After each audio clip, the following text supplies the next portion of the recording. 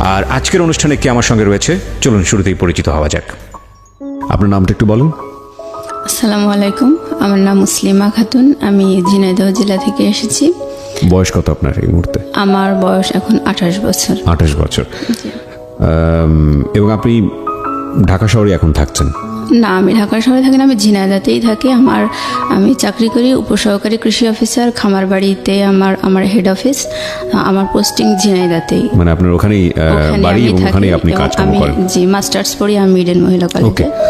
ইডেনে মাস্টার্স করছেন? জি, আমি মাঝে মাঝে আসি আর কি, চাকরির খাতিরে একটু কম আসা হচ্ছে। ওকে, ফাইন। আমরা একেবারে ছোটবেলা থেকে শুরু করতে চাই, যেখান থেকে আপনার মনে পড়ে। ছোটবেলা থেকেই, জন্ম থেকেই বলতে চাই, সেটা হচ্ছে আমরা 4 ভাই বোন। তো একদম প্রথমে একটা বোন হয় আমাদের, তো ও মারা যায়। যেদিন হয় সেই দিনই পরের দিন সকালে মারা যায়। তো ওই বোনটা মারা যাওয়ার প্রায় 2-2.5 বছর পর আমার বড় বোনের জন্ম।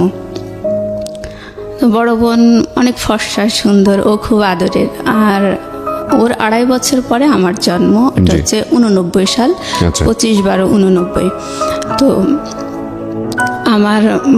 আমার জন্মের কথা শুনে আমার বাবা চাইতো যে আমার জায়গাটায়, মানে আমি যেন ছেলে হই, এটা আমার বাবা চাইতেন। তো যখন আমার নানু বাড়ি হচ্ছে চুয়াডাঙ্গাতে, তা আমি যখন জন্মালাম আমার বাবাকে সংবাদ দেওয়া হলো ঝিনাইদহতে। তো আমার বাবা শুনলো যে মেয়ে হয়েছে। আমার বাবা যায়নি আমাকে দেখতে।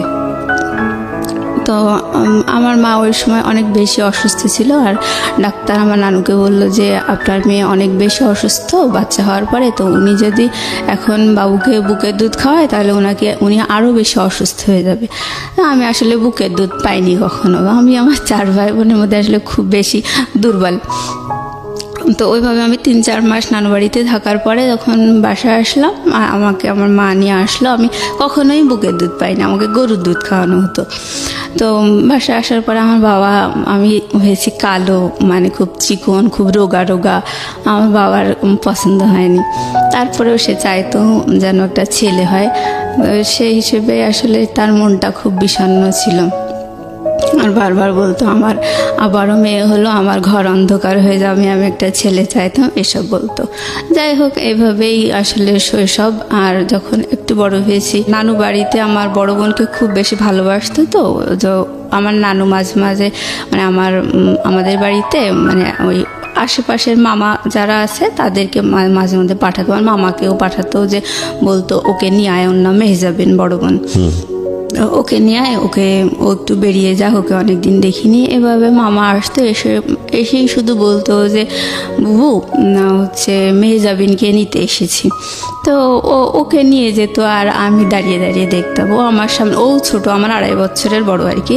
তো ও কাপড় চোপড় গুছায় নিয়ে আমার সামনে দিয়ে হাসতে হাসতে চলে যেত, আমি দেখতাম। আবার মাঝে মাঝে আমিও খুব শখ করে মানে যেতে চাইতাম ওর সাথে নানু বাড়িতে। তো গেলে মানে আমার নানা, খালা, মামা কেউ তেমন খুশি হতো না আমাকে, ওকে দেখে খুব খুশি হতো, কোলে নিত, আদর করতো, এরকম। আমাকে ওরকম করতো না। তারপর মানে আমরা গ্রামের দিকে থাকতাম, তো আমাদের বাসায় টেলিভিশন ছিল না। কিন্তু নানু বাড়িতে রঙিন টেলিভিশন ছিল, ডিশ লাইন ছিল। তো ওরা, আমার খালামণি হচ্ছে আমার মামাতো বোনদেরকে নিয়ে, ওকে নিয়ে মানে টেলিভিশন দেখতো, কার্টুন দেখতো, হিন্দি ছবিতে নাচ গান এসব দেখতো। তো আমার মামাতো বোন টোন, ভাই, আমার বোন সবাই একসাথে নিয়ে, কিন্তু আমাকে ডাকতো না আমার ছোট খালা। ঘরের দরজা বন্ধ করে দেখতো, আর যখন একটু জানালা খোলা থাকতো ওই জানালা দিয়ে আমি বাইরে দাঁড়িয়ে দেখতাম, মানে আমাকে ঢুকতেই দিত। আমার চেহারা দেখলে সবাই রেগে যেত, এরকম একটা অবস্থা। মানে আমার নানু বাড়িতে সবাই মানে সুন্দর চেহারার ভক্ত, এটাই আর কি।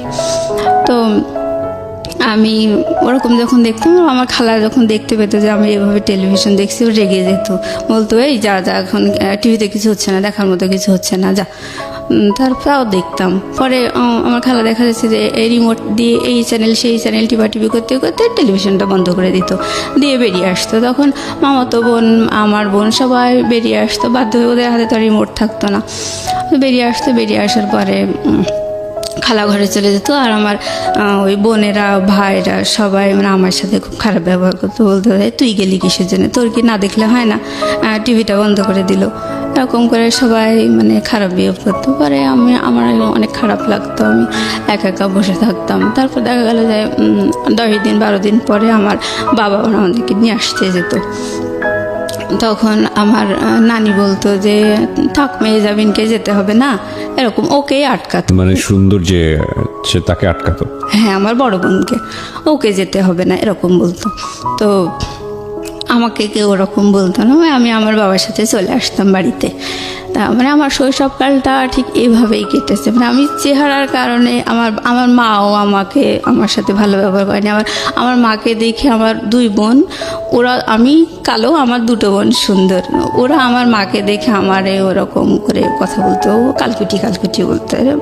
এগুলো বলতে আসলে খারাপ লাগে। যাই হোক, আমার মার কাছে আমার মা ওইভাবে বলতে দেখে আমি কখনো আমার মাকে নালিশ করিনি যে আমাকে এভাবে কেন বলছে। আর বাবার কাছে নালিশ করতাম, আমার বাবা বলতো যে ওদেরকে বকা দিত, ভাই এভাবে বলিস কেন, যে মানুষ কি কালো হয় না, আর তোমাদেরই তো মনে এভাবে বলো কিসের জন্য। কিন্তু আমার মা কখনো বলতো না। তো যাই হোক, এভাবে আসলে শৈশবকালটা কেটেছে। তো আমি যখন ক্লাস 8-এ পড়ি তখন আমার বোন পড়ে ক্লাস 10-এ, বড় বোনটা। ওই সময় ওর একটা বখাটে ছেলের সাথে অ্যাফেয়ার হয়। সে বাবার একটাই মাত্র ছেলে ছিল, অনেক প্রপার্টি ছিল, বাট সে মানে পড়াশোনা করতো না, এরকম একটা ছেলে। তো বাসা থেকে খুব ওকে নিষেধ করতে, টানা প্রায় 1-1.5 বছর ওরকম অ্যাফেয়ার, নানান ফোনে কথা টথা বলা, নানান ঝামেলা, বাসা থেকে খুবই নিষেধ করতো ওকে, কিন্তু ও শুনতো না। তাই হোক, অবশেষে ও মানে এসএসসি পরীক্ষা দিল হচ্ছে 2002 সালে। তখন ও 2টা সাবজেক্টে ফেল করলো, আমার বড় বোনটা। জি। আপনার বড় বোন যখন এসএসসি দিচ্ছে তখন আপনার বয়স কত? আপনি কোন ক্লাসে পড়ছেন? তখন আমি পড়ি ক্লাস 8-এ। ক্লাস 8-এ, ওকে। মানে ও যখন এসএসসি দেয় তখন হচ্ছে আমি ক্লাস 8-এ, 9-এ কেবল উঠেছি আর কি। ওটা হচ্ছে 2002 সাল। আচ্ছা। তো ও ফেল করার পরে মানে ওইভাবে ওর বয়ফ্রেন্ডকে নিয়ে নানান অশান্তি হচ্ছিল, বাসা থেকে নিষেধ করতো। পরে আমার মা বয়ফ্রেন্ডকে নিয়ে মানে বড় অপার বয়ফ্রেন্ড আর কি, বড় বোনের অ্যাফেয়ার ছিল একটা বখাটে ছেলের সাথে। সেটা ওকে নিয়ে অশান্তি হচ্ছিল? ও আচ্ছা, মানে বাড়ি থেকে অশান্তি হচ্ছিল? বাড়ি থেকে খুব নিষেধ করতো, মানে ফেল করার পরে আরো বেশি অশান্তি হচ্ছিল। হ্যাঁ হ্যাঁ। তো ও বাসা থেকে যে ওড়নাটা পরে গেছে, বোরকার উপরে নেকাপ টেকাপ পরে ওড়না পরে গেছে একটা। তো আমার মা আমার বাবা বাইরে দাঁড়িয়েছে, দেখছে যে মেয়ে ঢুকছে এরকম।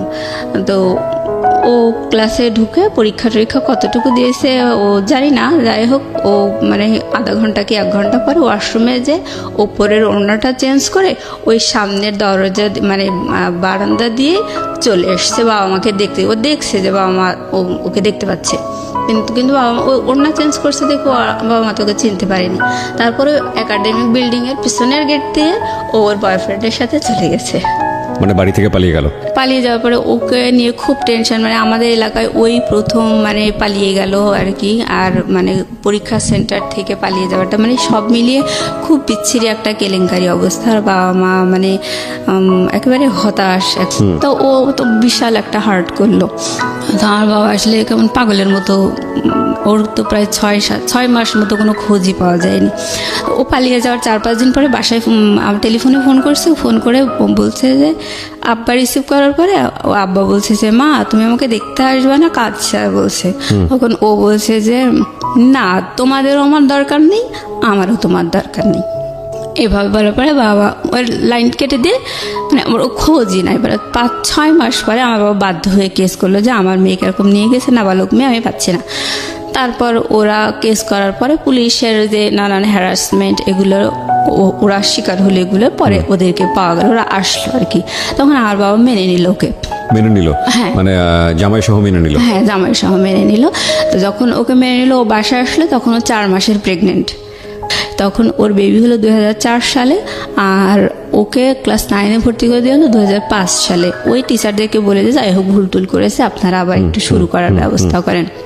তো ওকে 9-এ ভর্তি করে দিল, ওর বেবিটা তখন বসতে শিখেছে। আর ওই 2005 সালে আমি এসএসসি ক্যান্ডিডেট। তো আমি ওর বাবুটাকে রাখি, পড়াশোনা করে, আমার তো আর স্কুল নেই। ও যেত স্কুলে আর পড়াশোনা করতো। যাই হোক, এইভাবেই ও এসএসসি পাশ করলো। তারপর এসএসসি পাশ করার পর ওর হাজব্যান্ড বিদেশে গেল, আমার বাবাই খরচা করে বিদেশে পাঠায়। মানে ওদের সাথে আসলে আত্মীয়তা হয় না, কিন্তু তারপরেও মেনে নিয়েছে, কি করা যাবে। এই ফাঁকে 2 বছর ছিল ওর হাজব্যান্ড বিদেশে, ও এই ফাঁকে ইন্টারমিডিয়েটটা পাশ করলো। আচ্ছা। পাশ করার পরে ইডেন মহিলা কলেজে অ্যাডমিশন দিল। ও হচ্ছে ইকোনমিক্সে চান্স পেল।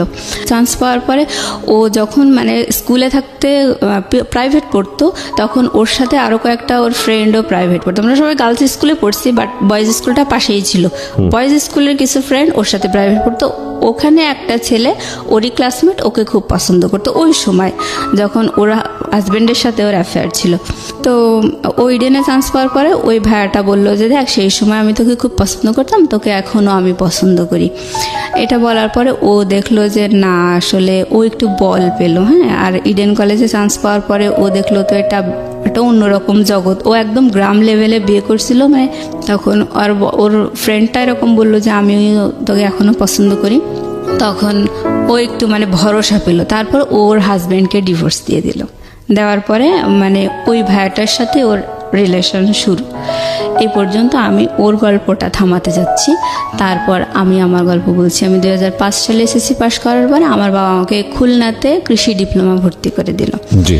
তো আমি আমার বোন যখন পালিয়ে গিয়ে বিয়ে করছিল, তখনই আমি মানে বাবা মায়ের এরকম মানসিক অবস্থা দেখে খুব চারিদিকে মান সম্মানের একটা বিচ্ছিরি হ্যারাস, এই কারণে আমি মানে খুব ডিটারমাইন্ড হয়েছিলাম ওই সময় যে আমি কখনো পালিয়ে গিয়ে বিয়ে করব না, প্রেম করব না। এই আমার বাবা মাই আমাকে আশীর্বাদ করে ভালো ছেলে দেখে বিয়ে দেবে, এরকম একটা ইচ্ছে ছিল। তো আমি যখন ডিপ্লোমা সেকেন্ড ইয়ারে পড়ি, তখন আমার বাবা আমাকে একটা বিয়ে ঠিক করেছিল।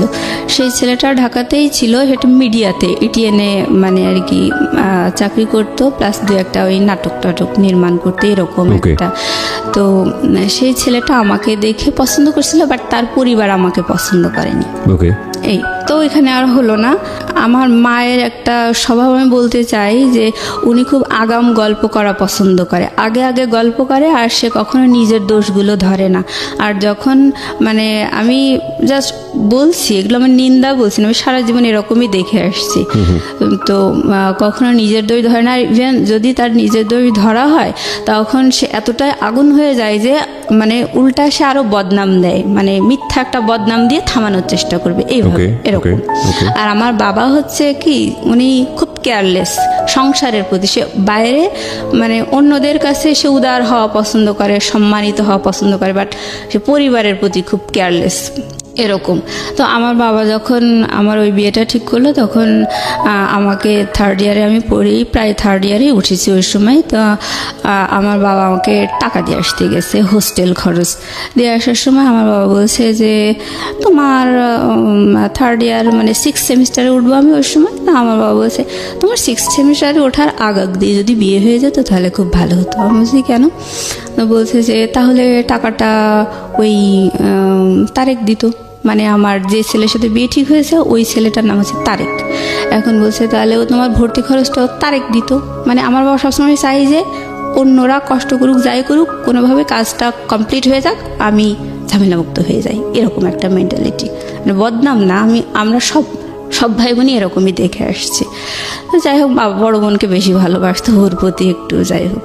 আচ্ছা, আমি এখন বলছি যে আমি আমার বাবাকে বললাম যে তুমি তাহলে ওই কথা কেন বলছো, সেমিস্টার ফি অনলি 2,500 টাকা, আর তুমি বিয়ের অ্যারেঞ্জ তো অনেক বেশি হয়, তো তুমি এই কথা কেন বলছো? 2,500 টাকা তুমি দিতে পারবে না, এটা কি? আমার বাবা কোনো কথা বললো না, আমাকে টাকা দিয়ে বাসায় চলে গেল। তো আমার যখন বিয়েটা ঠিক হয়েছে, অলরেডি আমার সাথে তার দেখা হয়নি, কিন্তু আমার বোন, আমার ভাই তাকে দেখে এসছে। মানে ছেলেটা আমার জীবনে একটা ইয়াং ছেলের চেহারা, এত মানে একটা হাড্ডি সার, হ্যাঁ, আর চুলগুলা বড় বড় এরকম, মানে আমি একেবারে চুজেবল না। তো বয়সও অনেক।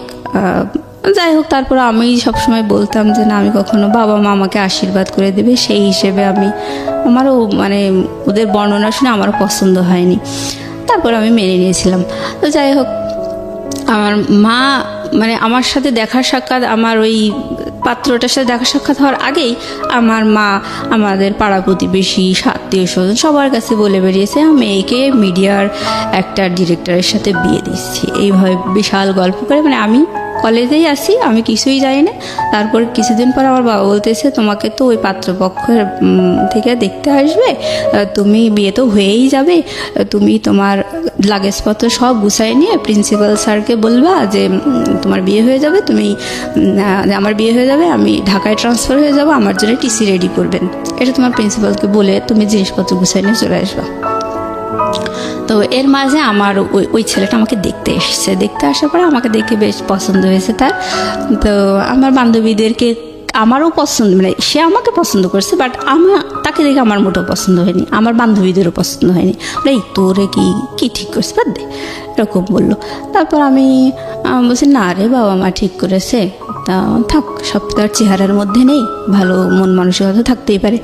আমি আর কিছু বললাম না। তারপর প্রিন্সিপাল স্যারকে ওইভাবে বলে আমি বাসায় চলে আসছি। তো বাসায় যখন আসার পরে আশেপাশে লোকজন বসে আর কয়দিনই বা 2 দিন বাদে তো শ্বশুর বাড়িতে চলে যাবে, এরকম করে বলতেছে। এবং আমি খুব হতবাক, না আমার সাথে এখন তো কিছুই হয়নি, তাই এত লোকে জানে বিষয়টা, খুব অবাক লেগেছে।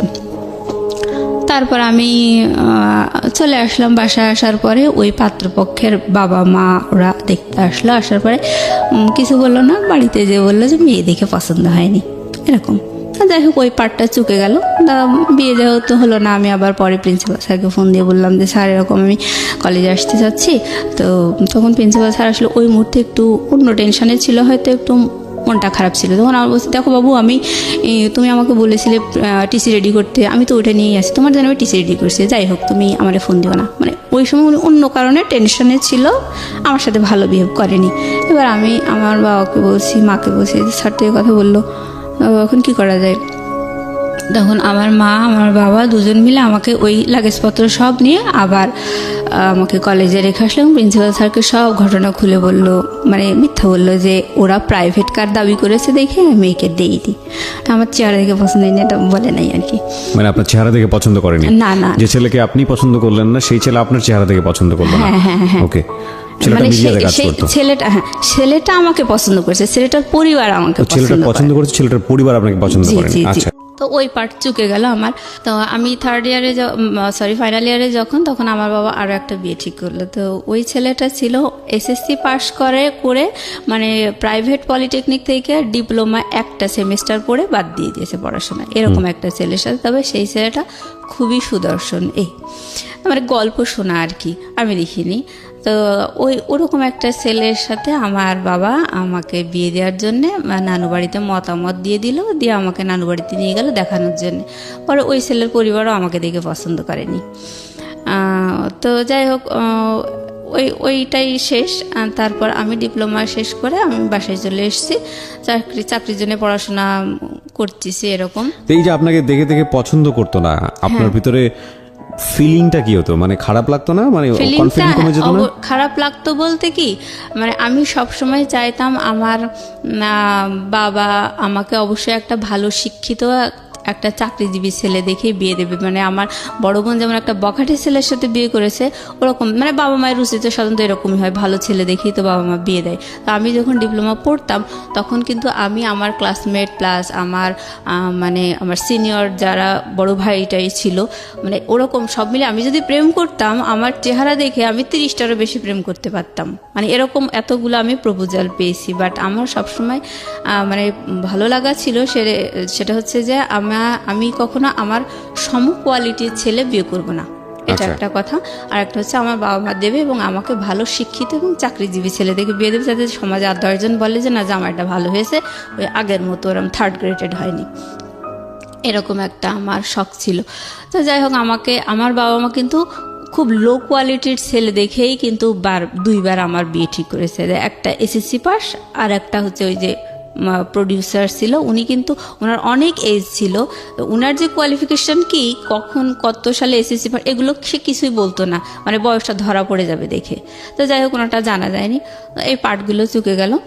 তো আমি ডিপ্লোমা শেষ করে বাসায় এসে, মানে ওই সময় যখন পড়তাম আর কি ডিপ্লোমা, তখন ফাইনাল ইয়ারের দিকে এসে আমার বেশ কয়েকটা বান্ধবীর বিয়ে হয়।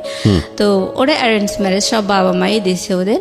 তো ওদের হাজব্যান্ডরা মানে শিক্ষিত ছিল, সবাই honours master masters pass, even তারা ভালো প্রাইভেট ফার্মে জব করতো এরকম। তা আমার দেখে ভালোই লাগতো। তা আমি তখন ভাবতাম যে আমার বাবা মায়ের উপর আমি এতটা ডিপেন্ড করি, আর আমার জন্য কোন কোয়ালিটির ছেলে ঠিক করেছে। যদিও তারা আমাকে দেখে পছন্দ করেনি, তা আমাকে দেখে পছন্দ করেনি দেখেই মানে আমি রেহাই পেয়েছি। হ্যাঁ, আমার বাবা মা কখনো আমাকে জিজ্ঞাসা করেনি যে তোমার কেমন ছেলে পছন্দ বা এই দুটো ঠিক করেছি এগুলো তোমার ভালো লেগেছে না, এগুলো আমাকে কখনো জিজ্ঞেস করেনি। তো আমার এরকম একটা খুব মনক্ষুণ্ণ ছিলাম আমি যে কেমন একটা ছেলে দেখলাম। আমার বান্ধবীদেরও তো বিয়ে হলো, তো এরকম নিয়ে আমার খুব মনটা খারাপ ছিল। ওইভাবে আমি বাসায় পড়াশোনা করি। আর আমার স্বভাবটা হচ্ছে আমি কখনো বেশি কথা বলি না, চুপচাপ থাকতে আমার ভালো লাগে। আর আমার ছোট বোনটা কিন্তু অনেক চালাক, ওকে একটা অন্যায় কথা বললে ও দেন অ্যান্ড দেন মানে ওটা একদম মানে রিয়েল অ্যান্সার যা হওয়া উচিত সেটা দিয়ে দেয়। আর আমার বড় বোন কিন্তু একটু বেশিই চালাক, ওকে যদি একটা অন্যায় কথা বলা হয় ও ওই অন্যায় কথাটা যে ওটা যে আসলে অন্যায় কথা এটা পেটের থেকে বের করার জন্য ও আর একটা পাল্টা অন্যায় কথা বলে দেবে, দেওয়ার পরে ও সত্যিটা যাচাই হয়ে যাবে ওই রকম। আর আমি হচ্ছে অন্যায় কথা শুনে চুপ করে বোকার মতো হা করে থাকি, মানে কোনো প্রতিবাদ করতে পারি না, মানে কি যে অ্যান্সার হবে সেটাই আমার মাথায় ঢোকে না। পরে দেখা যায় যে ওটা নিয়ে আমি 3 দিন 4 দিন ধরে চিন্তা ভাবনা করছি কেন এটা বললো, এটার অ্যান্সার কি হতে পারে। পরে দেখা যায় যে আর উত্তর দেওয়ার সময় থাকে না, এরকম স্বভাবের হচ্ছে আমি। তো যাই হোক, আমি বাসায় মাঝে মাঝে বান্ধবীদের কথা মনে পড়ে। তো আমার বাবা মায়ের এইরকম পাত্র ঠিক করা দেখে খুব খারাপ লাগে। তো আমি বাসায় এসে চাকরি বাকরির জন্য পড়াশোনা করছি। আমার বোন কিন্তু ইডেনে চান্স পেয়েছে 2010 সালে। আমিও ডিপ্লোমা শেষ করে আমার রেজাল্ট বেরিয়েছে 2010 সালে। এটা আমার রেজাল্টে মানে 1 সপ্তাহের তফাৎ আর কি। তো ও ইডেনে চান্স পেয়েছে, ও খুব আনন্দে আছে। আমিও চাকরি মানে আমার ডিপ্লোমাতে আমি ফার্স্ট ক্লাস পেয়েছি, আমিও খুব আনন্দে আছি। কারণ বাবা মায়ের সিদ্ধান্ত হচ্ছে যে আমার মেয়েকে যেহেতু দেখে 2 পাত্র পছন্দ করেনি, আমি চাকরি বাকরির ব্যবস্থা করব, চাকরি দেব, তারপরে মেয়েকে বিয়ে দেবো। তখন মানে এটা আমার বাবা মায়ের সিদ্ধান্ত।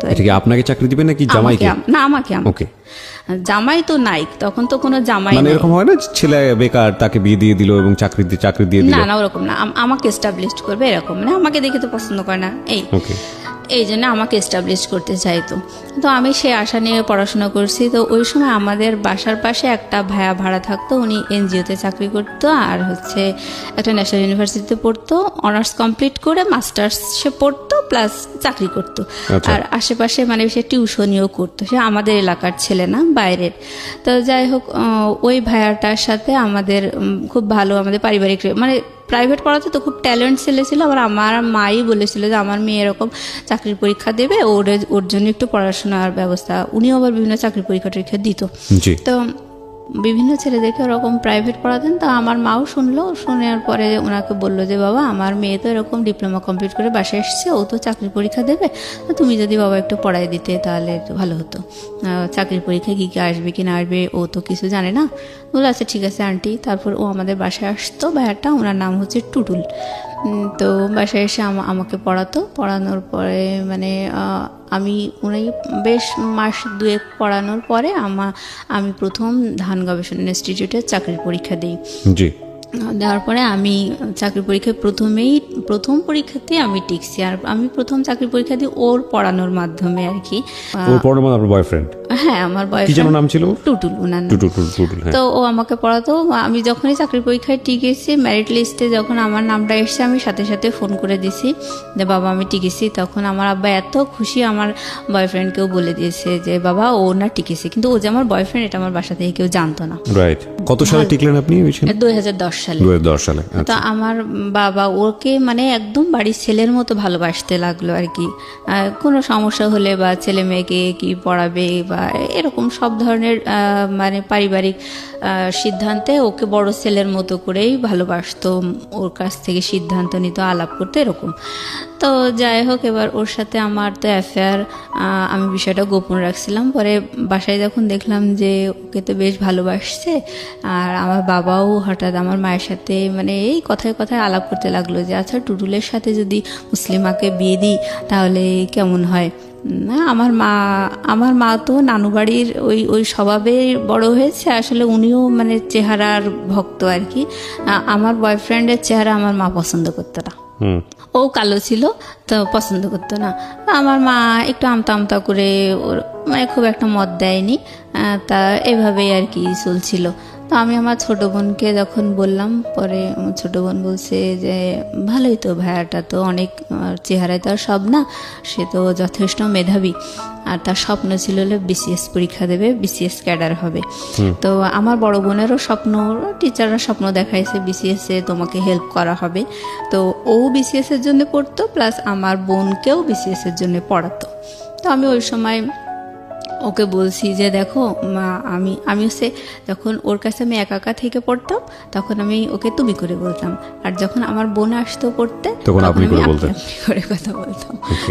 যাই হোক, এবার ওকে আমি একা পেয়ে বলতেছি যে দেখো আমার না অনার্স পড়ার খুব শখ, বড় আপি হচ্ছে অনার্সে চান্স পেয়েছে, ও তো একদম ঝরেই গিয়েছিল, তারপরে ওকে কত ভালো জায়গায় উঠায় নিয়ে আসছে। আমারও ইংলিশে অনার্স পড়ার খুব শখ, আমার ডিপ্লোমা পড়ার মোটেও শখ ছিল না।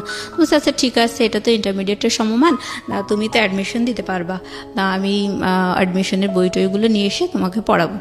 তাই বলে ও আমাকে পড়াতে লাগলো। আর বিএল কলেজে ও খোঁজ নিল যে আমি অ্যাডমিশন দিতে পারবো কিনা। তখন ওখান থেকে বলে দিল যে না, সেশন ওভার হয়ে গেছে, 1 ইয়ার ওভার হয়ে গেছে। এটা যদি 2009 সাল হতো তাহলে ও অ্যাডমিশনের জন্য ফর্ম তুলতে পারতো। তো আমার হলো না, ওখানেই ব্রেক হয়ে গেল। তো আমি খুব কষ্ট পেলাম। আর আমি যখন অনার্সের জন্য পড়তাম তখন আমার বড় বোন বলতো অনার্সের জন্য তোর পড়ার কি দরকার, তুই চাকরি বাকরির জন্য ট্রাই কর, চাকরি করার মতো যোগ্যতা তো তোর হয়েছে, তোর এসব মানে ও জেলাস ছিল এক কথায়, চাইতো না যে আমি আর একটু উপরে উঠি। তো ওরকম করে ও নিষেধ করতো, আমি ওগুলো কানে তুলতাম না। তারপর ওটা হলো না দেখে আমার বেশ একটু মন খারাপ হয়ে গেল। এর মধ্যে আমার ওইভাবে আর কি আমাদের ঘটনাগুলো চলতে লাগলো। আর এর মধ্যে হঠাৎ আমার ছোট বোন, ও এসএসসি পাশ করে আসলে 2006 সালে ওর ডিপ্লোমা ভর্তি করে দিয়েছিল বাবা, যে ঢাকাতে মহিলা পলিটেকনিকে সিভিলে। ওর ডিপ্লোমা মানে ওরও প্রায় শেষের দিকে। ওই সময় ওর একটা বয়ফ্রেন্ড ছিল, ছেলেটার বাসা হচ্ছে বরিশালে। তো বরিশালের মানুষকে আমাদের এলাকায় খুব ডেঞ্জারাস মনে করে, তো ওকে সাপোর্ট করতো না। তো ও আবার ওর ওই বয়ফ্রেন্ডের সাথে একটু বেড়াতে গিয়েছিল কোথায় জানি, যাই হোক। তো ওর ফোনটা ছিল অফ, যার কারণে আমার বাবা একটু টেনশন করলো যে কেন ওর ফোনটা অফ, বেশ মানে হাফ বেলা অফ পেয়েছে। আপনার ছোট বোনের? আমার ছোট বোন। কি নাম ছিল? ওর নাম তাসফিয়া। আর ওর বয়ফ্রেন্ডের নাম আমার মনে নেই। যাই হোক, তো ও তাসফিয়ার ফোন অফ দেখার কারণে আমার বাবা, ওর একটা ক্লাসমেট ছেলে, সে ওকে ফোন দিয়ে বলল বাবা, তাসফিয়ার ফোনটা তো আমি অফ দেখছি, তো তুমি একটু দেখো তো, সেও ঢাকায় পড়তো, তুমি একটু দেখো তো ও কোথায় আছে, অফ দেখছি, আমার টেনশন লাগছে, আমার ছোট মেয়ে বাইরে পড়ে। যাই হোক, এবার ও জানতো যে ওর ওই বয়ফ্রেন্ডটা বরিশালের ছেলে, এগুলো ও জানতো। আর ও খুব জেলাস ছিল, হ্যাঁ, মানে ওর ওই ফ্রেন্ডটা ওকে পছন্দ করতো, কিন্তু ওর বরিশালের ছেলের সাথে অ্যাফেয়ার দেখে ওর একটু রাগ টাগ ছিল এরকম। তো ও দেখলো এটা একটা প্রতিশোধ নেওয়ার বেশ ভালো সময়। তো ও মানে আমার বোনকে কোনো খোঁজখবর না নিয়ে ও ফোন ট্রাই করেছে, ফোনটা অফ দেখেছে ওর ওই ফ্রেন্ডটা। তারপর ও হচ্ছে আমাদের পাড়ায় কয়েকটা ওর পরিচিত, মানে ওর এই ফ্রেন্ডটার পরিচিত কয়েকটা মেয়েকে ফোন দিয়ে বলেছে যে তাসফিয়াকে না পাওয়া যাচ্ছে না, ও পালিয়ে গেছে, এরকম করে বলেছে। বলার পরে তখন পাড়া প্রতিবেশীরা মানে একটু মনক্ষুণ্ণ, মানে তারাও একটু ঠাট্টা করার সুযোগ পেল, বলতেছে ও ওনার 2 সুন্দরী মেয়ে তাহলে একই কাজ করলো, এরকম বলতেছে। বলার পরে এটা তো মানে খুব প্রেস্টিজের একটা বিষয় হয়ে গেল। তখন আমার মা খুব টেনশন করছিল। পরে আমার ভাই ওকে ফোনে ট্রাই করার পরে ওকে প্রায় সন্ধ্যার দিকে ওর ফোনটা মানে ওপেন পেয়েছে আমার ভাই। পাওয়ার পরে ওকে বললো যে জানিস তোর টেনশনে আম্মা হচ্ছে স্ট্রোক করেছে, এখন অবস্থা অনেক খারাপ, হার্টের খুব সমস্যা, মানে হার্ট হয়তো বাইপাস করা লাগতে পারে, তুই যেখানে আসিস তুই তাড়াতাড়ি চলে আয়। ওকে। এবার ও তো টেনশন, ও খুব মা ভক্ত ছিল, তো ও টেনশন মানে একেবারে জামা কাপড় 2-4টা গুছায় নিয়ে বাসায় চলে এসেছে। আসার পরে ওর ফোন কেড়ে নিয়েছে বাবা, আমার মা বাবা দুজনে মিলে ওর মানে সেলফোনটা কেড়ে নিয়েছে। দেওয়ার পরে ওকে বলেছে যে কিছুই হয়নি, তুমি এরকম করেছো, তোমাকে বিয়ে দিয়ে দেওয়া হবে। ওকে। বড় মেয়ে একবার এরকম করলো, তুমি এরকম হ্যারাস করতেছো, আমাদেরকে প্রেস্টিজ নেই, আমাদেরকে সমাজে বাস করতে হবে না, তোমাকে বিয়ে দিয়ে দেবো। তারপর ও তো মানে হতভম্ব হয়ে গেল, কি শুনলাম আর কি শুনছি এখন বাসায় এসে। তো যাই হোক, ওর ওরকম মানে যখন ওর ফোনটা কেড়ে নিল, তাই হোক ওর জন্য ছেলে টেলে দেখা হচ্ছে। তো আমাদের দুঃসম্পর্কের এক আত্মীয়র মধ্যে এক ঘটক ধরা হলো, উনি আমাদের ফুপ্পা হয়। তো ওই ফুপ্পা একটা মানে ওই ফুপ্পা আর ওনার ভাইরা ভাই, মানে দুই ফুপ্পা আর কি। তো ছোট ফুপ্পাটা একটা ভালো পাত্র নিয়ে আসলো, সেই ছেলে হচ্ছে ঢাকা ইউনিভার্সিটি থেকে অনার্স মাস্টার্স করা, মনে হয় ম্যানেজমেন্ট নাকি, সাবজেক্টটা মনে নেই। উনি অগ্রণী ব্যাংকের সিনিয়র অফিসার ছিলেন ভাইয়াটা, প্লাস বিসিএস এর ভাইবা দেবে এরকম একটা পর্যায়ে ছিল। আর ওনার বাবা মা কেউ নেই। উনি বলতো যে আমি আমার ওয়াইফকে দিয়ে চাকরি করাবো না, আমি সংসার করাবো, তবে আমি একটা ভালো মেয়ে চাই, এরকম একটা সুন্দর মেয়ে চাই। তো যাই হোক, ওদের ঘর বাড়িও ভালো ছিল না। ওনার ভাই ওনাকে পড়াতো, পাত্রের ভাই আর কি। তো ওনার বড় ভাই এসে আমার বোনকে দেখে গেল, খুব পছন্দ হলো। তো ওই আমার ওই দুই ফুপ্পার মধ্যে যে বড় ফুপ্পা, সেই হচ্ছে আসল ঘটক। উনি বলল কি, ওই ফুপ্পার হচ্ছে ভাগ্নে মানে পাত্র আর কি, উনার পছন্দের পাত্র। মানে উনি বললো যে আমার হাতেও একটা পাত্র আছে, সেটা আমার ভাগ্নে হয়। তো সে হচ্ছে সিভিল ইঞ্জিনিয়ার, তো সেও ডিপ্লোমা ইঞ্জিনিয়ার, কিন্তু আপনার মেয়ে তো ডিপ্লোমা ইঞ্জিনিয়ার, তার তো একটা বিএসসি ইঞ্জিনিয়ার দেওয়া উচিত, সেও তো ওরকমই চায়। আর এই পাত্রের কথা বাদ দেন ভাই, কারণ বাড়িঘর দূর থাকার তো দরকার আছে, ওদের তো টয়লেট বাথরুমও ভালো না। এরকম করে মানে ওই পাত্রটাকে হটানোর চেষ্টা করলো। হ্যাঁ, ও চাইতো যে ওনার ভাগ্নেটার সাথে আমার বোনের জন্য বিয়ে হয়। তো আমার বাবা মা ওই অত ভালো একটা কোয়ালিফাইড ছেলেকে ডিনাই করে দিল আমার ওই ফুপ্পাটার, বড় ফুপ্পাটার কথা শুনে। তারপরে ওই ডিপ্লোমাধারী ওই ছেলেটার সাথে, ওনার ভাগ্নে আর কি, ওনার সাথে আমার বোনের বিয়ে ঠিক করলো। তখন আমার বোন একেবারে তেলে বেগুনে জ্বলে উঠলো, বলে হ্যাঁ, আমাকে এত ভালো ছেলের সাথে, মানে ওই ছেলের সাথে আমাকে বিয়ে দিতে হবে, আর না দিলে আমাকে বিএসসি ইঞ্জিনিয়ারের সাথে বিয়ে দেবো, আমি ডিপ্লোমা ইঞ্জিনিয়ার, আমি বিএসসি ইঞ্জিনিয়ার বিয়ে করবো। তখন আর ও বারবার আমার মাকে রিকোয়েস্ট করতো, না বিয়ে দিয়েন না, আমি যাই হোক এসব আর কিছু করবো না, আমার খুব শখ, আমি চাকরি বাকরি করবো, এরকম বলার পরে আমার মা ওকে বকাঝকা দিয়ে, হ্যাঁ তুই আমার প্রেস্টিজের উপর উঠেছিস, তোকে বিয়ে দিয়ে দেবো, তোকে বিশ্বাস করা যায় না, এভাবে বললো। বলার পরে ওকে মেরে ধরে আর কি এক কথায় বিয়ে দিয়ে বললো, আমি যে ছেলের সাথে পালিয়ে গেছি তার সাথে না দিয়ে অন্য কারোর সাথে দিচ্ছেন কেন, এভাবে যখন বললো, আমার মা তখন ওকে 2-4টা থাপ্পড় দিল। দেওয়ার পরে বললো, এই তুই গেছিলি কিসের জন্য, পালিয়ে গেছিলি কিসের জন্য, এভাবে বললো। বলার পরে ওর মারধর খেয়ে বিয়েতে রাজি হয়ে গেছে আর কি। তারপর ওটা ওই পর্যায়ে আছে যে ওর বিয়েতে ও রাজি হয়ে গেছে। এইবার আমার বড় বোন, ওরটা তো বললাম যে ও বাবা মায়ের মান সম্মান হানি করেছে, তারপরেও ওকে এভাবে নিয়ে আসা হয়েছে, ওকে এস্টাবলিশ করার চেষ্টা করা হয়েছে। আমার ওই বড় বোন আমার বাবা মাকে বুদ্ধি দিল যে দেখো, মুসলিমার চেহারা তো এর আগে 2 পাত্র দেখে কেউ পছন্দ করেনি, তা এখন যদি তাসফিয়ার বিয়ে দিয়ে দাও, তাহলে ওকে বিয়ে দেওয়া কিন্তু অনেক টাফ হয়ে যাবে, কারণ ওরে দেখে তো কেউ পছন্দ করে না। তখন সবাই ভাববে যে এর কোনো সমস্যা আছে, ছোট বোন সুন্দরী, ছোট বোনটার বিয়ে হয়ে গেছে, এর মধ্যে কোনো ঝামেলা আছে, আমি বিয়ে দিতে পারবা না। ওকে, এটা আমার বাবা মাকে বুদ্ধি দিয়ে মাথা ওয়াশ করলো। তো আমার ঘটক যখন আমার ছোট বোনের বিয়ের ব্যাপারে কথাবার্তা হচ্ছিল, তখনও আমার বাবা কিন্তু বলেছে যে আমার মেজো মেয়েটা হচ্ছে ওকে চাকরি করাবো, ওর জন্য একটু জমিও রেখে দিয়েছি, ওই সরকারি চাকরি পরীক্ষাও একবার টিকেছে, আমরা জানি ও টিকবে, আমাদের আশা আছে, বিশ্বাস আছে। তো ওর ওই জমিটা বিক্রি করে ওর চাকরির ঘুষি দিয়ে ওরে চাকরি দিয়ে তারপর বিয়ে দেবো, এই মেয়েটাকে আমরা বিয়ে দেবো না। আর ঘটকও আমার চেহারা দেখে বললো যে হ্যাঁ, এই মেয়েটা চাকরি দিয়ে বিয়ে দেওয়াই ভালো, এভাবে বললো। তা যাই হোক, এবার আমার বড় বোন, আমার ঘটক বলল যে আমার হাতে কিন্তু আরও একটা পাত্র আছে, কিন্তু এই মেয়েটা চাকরি দিয়ে বিয়ে দেওয়াই ভালো, তবে পাত্রর পক্ষটা ওরা কিছু নেবে না, আর ওর বাবা হলো হাজি, খুব ভালো মানুষ, আর ছেলেটা দেশের বাইরে থাকে, প্রায় 10-12 লাখ টাকার গহনা এনেছে, তারা খুবই বউয়ের ভক্ত, তাদের বাড়ির বউরা খুব সুখী। এটা আপনার কথা বলছে? আমার কথা বলছে, মানে ঘটক এভাবে একটা পাত্রের ব্যাপারে আমার বাবা মায়ের কাছে বলছে। আজকের এই গল্পটা, প্রিয় শ্রোতা, একটা বিষয় আপনাদেরকে একটু ইন্টারাপ্ট করছি। আজকের এই গল্পটা একটা মেয়ে পাত্রস্থ হতে গিয়ে কি পরিমাণ পারিবারিক চাপের মধ্যে থাকতে হয় মেয়েটাকে নিজে এবং পরিবারকে আমাদের দেশে, সেটার একটা গল্প আপনারা বলতে পারেন, এবং সেটার পরিণতিও বা কি দাঁড়ায় সেটাও দেখার একটু বাকি আছে। আমি ইন্টারাপ্ট করছি না, আর হ্যাঁ বলুন। তারপর হচ্ছে আমার বোন ওইভাবে বোঝানোর পরে আমার বোন, আমার মা বাবা মানে রাজি হয়ে গেল যে হ্যাঁ আসলেই তো তাই। তবে আমি সবচেয়ে বেশি অবাক হয়েছি যে আমার বড় বোন কি না করলো, আর আমি তো ওরকম কিছুই না, তাহলে আমাকে এভাবে বিয়ে দেবে, মানে আমার মাথায় কিছুই আসছিল না। আমার ছোটো বোনকে যখন দেখে গেছে তখনও কিন্তু আমার বিয়ে নিয়ে কোনো কথা হয়নি। আমি তখনও মানে খুশি ছিলাম যে আমার তো চাকরি দিয়েই বিয়ে দেবে, এরকম একটা। তো আমি অনেক খুশি ছিলাম।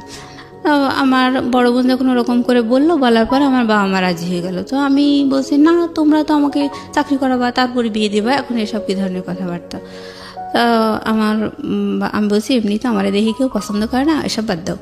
তখন আমার মা বলছে পছন্দ করে না দেখেও কি কেউ কি পছন্দ করবে না, কখনোই পছন্দ করবে, এটা কোনো কথা হলো? আর থাক বাবা, আমি তোমারে দোয়া করে দেবো, এরকম করে আমার মাথায় হাত দিয়ে বলতেছে আমার মা। তো আমি বলছি না, দরকার নেই, ও দোয়া করার দরকার নেই। আমার মানে খুব রাগ হয়ে গেছে। আর আমার হচ্ছে বয়ফ্রেন্ড ছিল, তো ও মানে ওর প্রতি আমি একটু ইন্টারেস্টেড ছিলাম, এই আর কি। মানে ওইটার কারণে আমি চাইতাম যেন বিয়েটা না হয়। আর এই আমার জন্য যে ছেলেটা ঠিক করেছিল সেই ছেলে ইন্টারমিডিয়েট পাস, আর দেশের বাইরে থাকতো, থাইল্যান্ডে। তো ওইখানে সেই ওই শ্রমিক ভিসায় যাওয়া আর কি, হাতুড়ি পিটানো, এই কোয়ালিটির একটা ছেলে, টাকা পয়সা আছে এই। তা আমার তো সবসময় আমার চাওয়াই ছিল শিক্ষিত চাকরিজীবী একটা ছেলে এরকম, আর আমিও চাকরি করব, এই ধরনের একটা ভালো লাগা, মানে একটা আমার বাবা মায় তোমার সেই আশাটা দিয়েছে, সেই হিসেবে আমি মানে নিজেকে তৈরি করে রেখেছিলাম। তো আমার যখন বাবা মায়ের ওই কথাগুলো শুনে আমার অনেক কষ্ট লাগলো, আর আমি প্রতিবাদ করতে লাগলাম যে না, আমি কখনো এই বিয়ে করবো না। করার পর আমার বয়ফ্রেন্ডকে আমি বললাম দেখো আমার না এরকম করে বিয়ে ঠিক করেছে, আমারও বিয়ে ঠিক করেছে। তখন ও খুব অবাক হলো, বলছে তাই? তা ঠিক আছে, তাহলে তো তোমাদের বাসায় আর আসা যাবে না, যা হয় গোপনে তুমি আমারে বলো, হ্যাঁ আমি তোমারে সাজেশন দেবো। তাই বলে ও আর আমাদের বাসায় আসতো না। তো আমি ওকে আমার বড় ছোটো বোনের ফোন মোবাইলটা কেড়ে নেওয়ার পরই আমার যখন বিয়ের নিয়ে কথা বলছে, সেই সময় আমি যে আপত্তি করছি তখন আমার মোবাইলটাও কেড়ে নিয়েছে আমার মা। তো আমি বলছি ও মা, আমার মোবাইল কেড়ে নিয়ে যাচ্ছ কিসের জন্যে? তো আমার মা কোনো কথা বললো না বলার পরে আমার হচ্ছে ওই মানে ক্যামেরা ফোন ছিল আর কি। তো ওইখানে আমি বলছি ঠিক আছে, তাহলে সিমগুলো খুলে নাও, আর ওখানে তো মেমোরি আছে, আমি না বসে গান টান শুনবো, আমার এই ফোনটা দাও।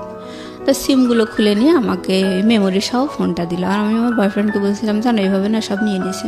তখন ও তাড়াতাড়ি করে ওর মানি ব্যাগের ভিতর থেকে একটা ওই টেলিটক সিম বের করে আমারে দিয়েছে, দিয়ে বলছে যে যা হয় গোপনে আমারে জানাবা। তা আমি ওইভাবে মানে বাসায় গিয়ে কী হচ্ছে আমি ওকে জানাচ্ছি। জানানোর পরে ও বলছে যে ওই পাত্র যে ছেলের সাথে তোমার বিয়ে ঠিক করেছে ওই বিদেশের ওই ছেলের নাম্বারটা আমাকে দাও। এবার আমি দিলাম, দেওয়ার পরে ও ওই ছেলেকে বারবার ফোন করতো। ফোন করার পরে এখানে তো আমি তো স্বীকার করতে পারছি না যে আমার বয়ফ্রেন্ড আছে, ছেলে পক্ষকে তো আমি বলতে পারছি না। তা আমি মানে খুব আমার আসলে একটা অস্বস্তিকর অবস্থার মধ্যে আমি আছি যে আমার বয়ফ্রেন্ডও আমাকে ভুল বুঝতেছে, বলছে ও অনেক টাকার গন্ধ শুনেছে, অনেক টাকার গল্প পেয়ে তুমিও দেখি আমার সাথে অভিনয় করা শুরু করছো, মানে ও আমাকে ভুল বুঝতেছে। হ্যাঁ বলছি দেখো আমি তোমাকে ভুল যদি বুঝি বা তোমার প্রতি যদি আমার ভালো লাগা না থাকে তাহলে তো তোমাকে আমি বলতাম না যে আমারও বিয়ে ঠিক হয়েছে, তুমি এরকম করতেছো কিসের জন্য? মানে ও আমার বয়ফ্রেন্ডও খুব একটা পরিষ্কার মনের ছেলে ছিল না, আস্তে আস্তে গল্পের মাঝে বোঝা যাবে। তো যাই হোক আমি ওকে যখন বললাম ও বলছে যে আমি যা তোমাকে ডিরেকশন দেবো তুমি ঠিক তাই করবা। এবার ও বলতো যে এবার আমাকে আমার ওই মানে পাত্রপক্ষ দেখতে আসছে, ছেলের বাবা আমাকে দেখতে আসছে, দেখতে আসার পর আমাকে দেখে খুব পছন্দ হয়েছে। পছন্দ হওয়ার পরে এবার মানে ছেলেটা বলছে যে আমার বাবার যেহেতু পছন্দ হয়েছে সুতরাং আমি মেনে নেব, আমার বাবার পছন্দ আমার পছন্দ। এই বলার পরে মানে তখন আমার মা বাবা মানে আহামরি খুশি যে আমাকে দেখে এই প্রথম একটা পাত্র পছন্দ করলো। কিন্তু পাত্রটার কোয়ালিটিটা কি, আমার কথা হচ্ছে ওইটাই যে আমি সবসময় বলতাম যে আমার জন্য ভালো কোয়ালিটির ছেলে ঠিক করো, তারপরে সে যদি আমাকে দেখে পছন্দ না করে তখন না হয় আমি নিচের দিকে তাকাবো। কিন্তু এখন তোমরা তো শুরুতেই একেবারে রুট লেভেলের দিকে, তাই এসএসসি পাস ইন্টারমিডিয়েট পাস, ওই বিদেশে যে হাতুড়ি পিটানো এসব কি। তো আমার মা আসলে আমার চেহারা নিয়ে তখনও মানে খুব নেগলেক্ট করে কথা বলতে লাগলো, ভাই বোন সবাই, আমি বিয়েতে মোটেই রাজি না। তো আমাকে যখন আমার মানে পাত্রের বাবা দেখে পছন্দ করলো, আমি আমার বয়ফ্রেন্ডকে বললাম দেখো আমাকে দেখে না পছন্দ করেছে। এখন তো মানে আমার কি ভালো লাগে কি না লাগে এটা তো আমার বাড়ি থেকে কেউ শুনতে চাচ্ছে না, মানে ওরা মনে করছে এটা পরম সৌভাগ্য। আর মানে এতগুলো চেষ্টার পরে যদি এরকম একটা সম্বন্ধ হয়ে যায় শেষ পর্যন্ত, সেটা আসলে সৌভাগ্যই ফ্যামিলির জন্য। হ্যাঁ হ্যাঁ, কিন্তু মানে আমার ফ্যামিলি কখনোই কিন্তু আমার চাওয়া পাওয়াগুলো শোনেইনি, মানে মূল্যায়নই জি, করেনি, আমরা সেটা বুঝতেই পারছি। ধারাবাহিকভাবে যাই একটু সামনের দিকে। তারপর তো এইটাও তো বয়ফ্রেন্ডকে বললেন, টুটুলকে বললেন? হ্যাঁ, টুটুলকে বলার পরে ও বলতেছে যে ঠিক আছে, যা যা হয় তুমি আমারে জানাও। এবার হচ্ছে আমি বলছি যে ঠিক আছে, আচ্ছা আমি তোমারে জানানোর চেষ্টা করব বলে আমি আমাদের বাসা থেকে মানে একটা বাড়ি থেকে দুধ নিয়ে আসতো। হ্যাঁ, তো আমি যাইতাম ওই দুধ নিয়ে আসার জন্য, মানে রেগুলার নিত আর কি। তো ওই ফাঁকে আমি একটা গোপন জায়গায় মানে একটু ঝোপঝাড় দেখে এরকম দেখে দাঁড়ায় ওর যে সিমটা আমাকে দিয়ে গেছিলো ওই সিমটা ওপেন করে একটু কথা বলতাম যে বাড়িতে এই সমস্যা হচ্ছে, তুমি কিন্তু ভুলেও ওই ছেলেকে ফোন করবা না, মানে ওটা আমার উপরেই চাপ আসতেছে, তুমি যেন ভুলেও ফোন দিও না। কিন্তু ও বারবার ফোন দেয় আর বলে যে মেয়ের সাথে আপনার বিয়ে ঠিক হয়েছে, ওই মেয়ের কাছ থেকে সরে যান, এই সে এরকম বলে। বলার পরে ওই ছেলেটা আবার আমার মানে ঘটককে জানাই দেয়, ঘটক আবার আমাদেরকে বলে দেয় এরকম ডিস্টার্ব হচ্ছে, কে সেই ছেলেটা? তখন আমার বাবা মা বলে যে না, আসলে এই 10টা শত্রুর মধ্যে বসবাস করি, এরকম হয়তো কেউ শত্রুতা করছে। এই তো ছেলেটা কে ছিল? ছেলেটা মানে মানে যে ইনফর্ম করতো আপনার সম্পর্কে? ওটা আমার বয়ফ্রেন্ড আর কি। মানে টুটুলি তো ছিল? হ্যাঁ, টুটুলি ছিল। এটা করে যাতে করে ভাঙা যায় আর কি বিয়েটা। কিন্তু ও ওরকম করে বলার পরে আমি বারবার বলছি যে দেখো আমার কিন্তু এঙ্গেজমেন্ট করাতে যাচ্ছে, ছেলেটা দেশের বাইরে আছে, সে 6-7 মাস পরে দেশে আসবে, তারপর বিয়ে হবে, আমার তো এঙ্গেজমেন্ট করাতে যাচ্ছে, তুমি এত ব্যস্ত হচ্ছে কিসের জন্য? আচ্ছা, তা ওর মাথায় কাজ করে না। যাই হোক, ছেলের বাবা দেখে পছন্দ করে মানে আমার বিয়ের জন্য কথাবার্তা চলছে। তখন তো আমার ভেতরে মানে আগুন ধরে গেছে যে আমার তো তাহলে আমার পছন্দগুলো তো কেউ মূল্যায়ন করবেই না, জিজ্ঞেসই করে না। হ্যাঁ, তা তখন ছেলেপক্ষ বলেছিল যে মেয়ে কি চায়, মেয়ে চাকরি করতে চায়, মেয়ে পড়াশোনা করতে চায়, মেয়ের চাকরি পরীক্ষার জন্যে তারে মানে কোচিং টোচিং করাতে হবে, সব কিছু আমরা করাবো। ছেলে বলতেছে যে আমার বাবা যেহেতু পছন্দ করছে সুতরাং সব আমি করবো, কোনো অসুবিধা নেই, এমনকি এই বিদেশে নিয়ে এসেও আমি তাকে পড়াতে রাজি আছি, এরকম করে বলল। আর ওই ঘটকটা হচ্ছে অনেক মিথ্যুক, মানে এই পাত্রপক্ষ নিয়ে বিশাল বিশাল গল্প দিল। আমার বাবা মা কোনো কিছু যাচাই করলো না, সব ওই ঘটকের কথা বিশ্বাস করেই আমার বিয়ের জন্য ফাইনাল কথা দিয়ে দিল যে হ্যাঁ আপনারা আসেন এঙ্গেজমেন্টের জন্য। ছেলেকে দেখেনি? না, দেখেনি। ছেলেকে না দেখেই তো আমি মানে বুঝুন যে কি বলবো, মানে যদি ওর কথা সত্যি হয়ে থাকে তাহলে ও পরিবারে কি আসলে বোঝা ছিল? একটা কথা আছে বাঙালি সংস্কৃতিতে, কন্যা দায়গ্রস্ত পিতা, এটা একটা মারাত্মক শব্দ। আমরা এখন অনেক আধুনিক সমাজে বসবাস করি এবং এই আধুনিক সমাজে এই ধরনের শব্দ, এই ধরনের কথা অত্যন্ত বেমানান, কিন্তু ভুলে গেলে চলবে না আমাদের এই শহরকেন্দ্রিক জীবন কিংবা ঢাকা শহরকেন্দ্রিক জীবন, এটা এই যে সেই জীবন বা সেই জীবনের মধ্যে কতজন মানুষের পার্টিসিপেশন, সেটার সংখ্যা আসলে খুব কম। আপনি প্রান্তিক পর্যায়ে গেলে ও যে গল্পগুলো এখানে করছে সেটার অনেক মিলই আপনি খুঁজে পাবেন। জি, তো যাই হোক, আমি চাইতাম যে ছেলেটাকে দেখতে, আর আমার নিজের গায়ের রং কালো দেখে আমার খুব শখ হতো আমার হাজব্যান্ডের যেন ফর্সা হয়, সুন্দর হয়, এরকম একটা শখ আমার ছিল। আমি বলছি যে আমার মাকে যে আচ্ছা আপনারা, আমাকে তো ছেলেপক্ষ দেখে গেল, পছন্দ করলো, তা আপনারা ছেলে দেখবেন না আর আমি ছেলে না দেখে আমাকে বিয়ে দিয়ে দেবেন? তখন আমার মা মানে যেটা বললো আমি কখনো বলতে পারবো না কথাটা। আমাকে আমার মা বলছে যে তোমার চেহারা দেখলে তো আর বিয়ে হবে না। এটা আমার সারা জীবনের একটা বিশাল আঘাতের কথা। আপনার মা বলেছে যে তোমার চেহারা দেখলে তো আর বিয়ে হবে না? হ্যাঁ, এটা বলেছে। আর এই কথা শুনে মানে আমার প্রতিবাদ করার কোনো ভাষা ছিল না। আপনি এই চেহারা নিয়ে শুরু থেকে যে পর্যন্ত মানে কথা বলছেন, সেখানে মানুষের একটা পারসেপশন হতে পারে যে আপনি দেখতে আসলে কুশ্রী, এতটাই কুশ্রী যে আপনার দিকে তাকানো যায় না। বিষয়টা কিন্তু তা না শ্রোতা, ও দেখতে যথেষ্ট সুন্দর এবং সৃষ্টিকর্তা ওকে বানিয়েছেন।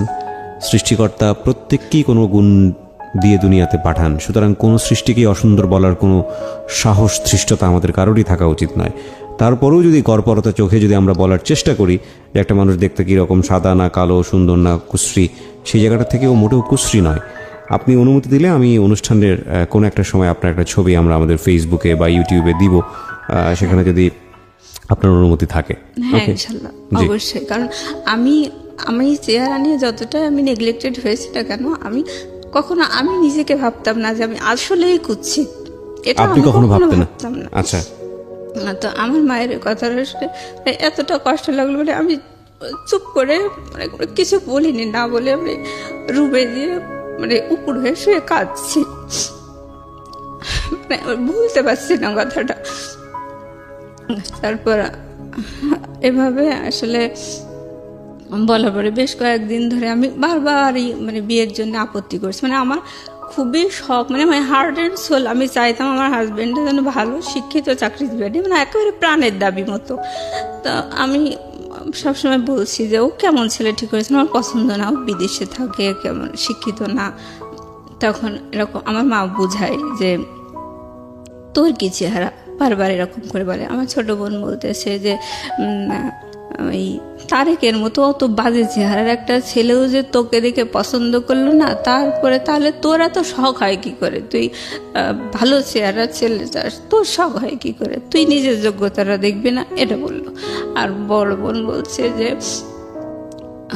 কয়েকদিন পরে তো তাসফিয়ার গায়ে হলুদ, তা হচ্ছে তখন মানে আমি বারবার বিয়েতে আপত্তি করছি, আর আমার বয়ফ্রেন্ড ওখানে ফোন করছে, ফোন করে বারবার ডিস্টার্ব করছে।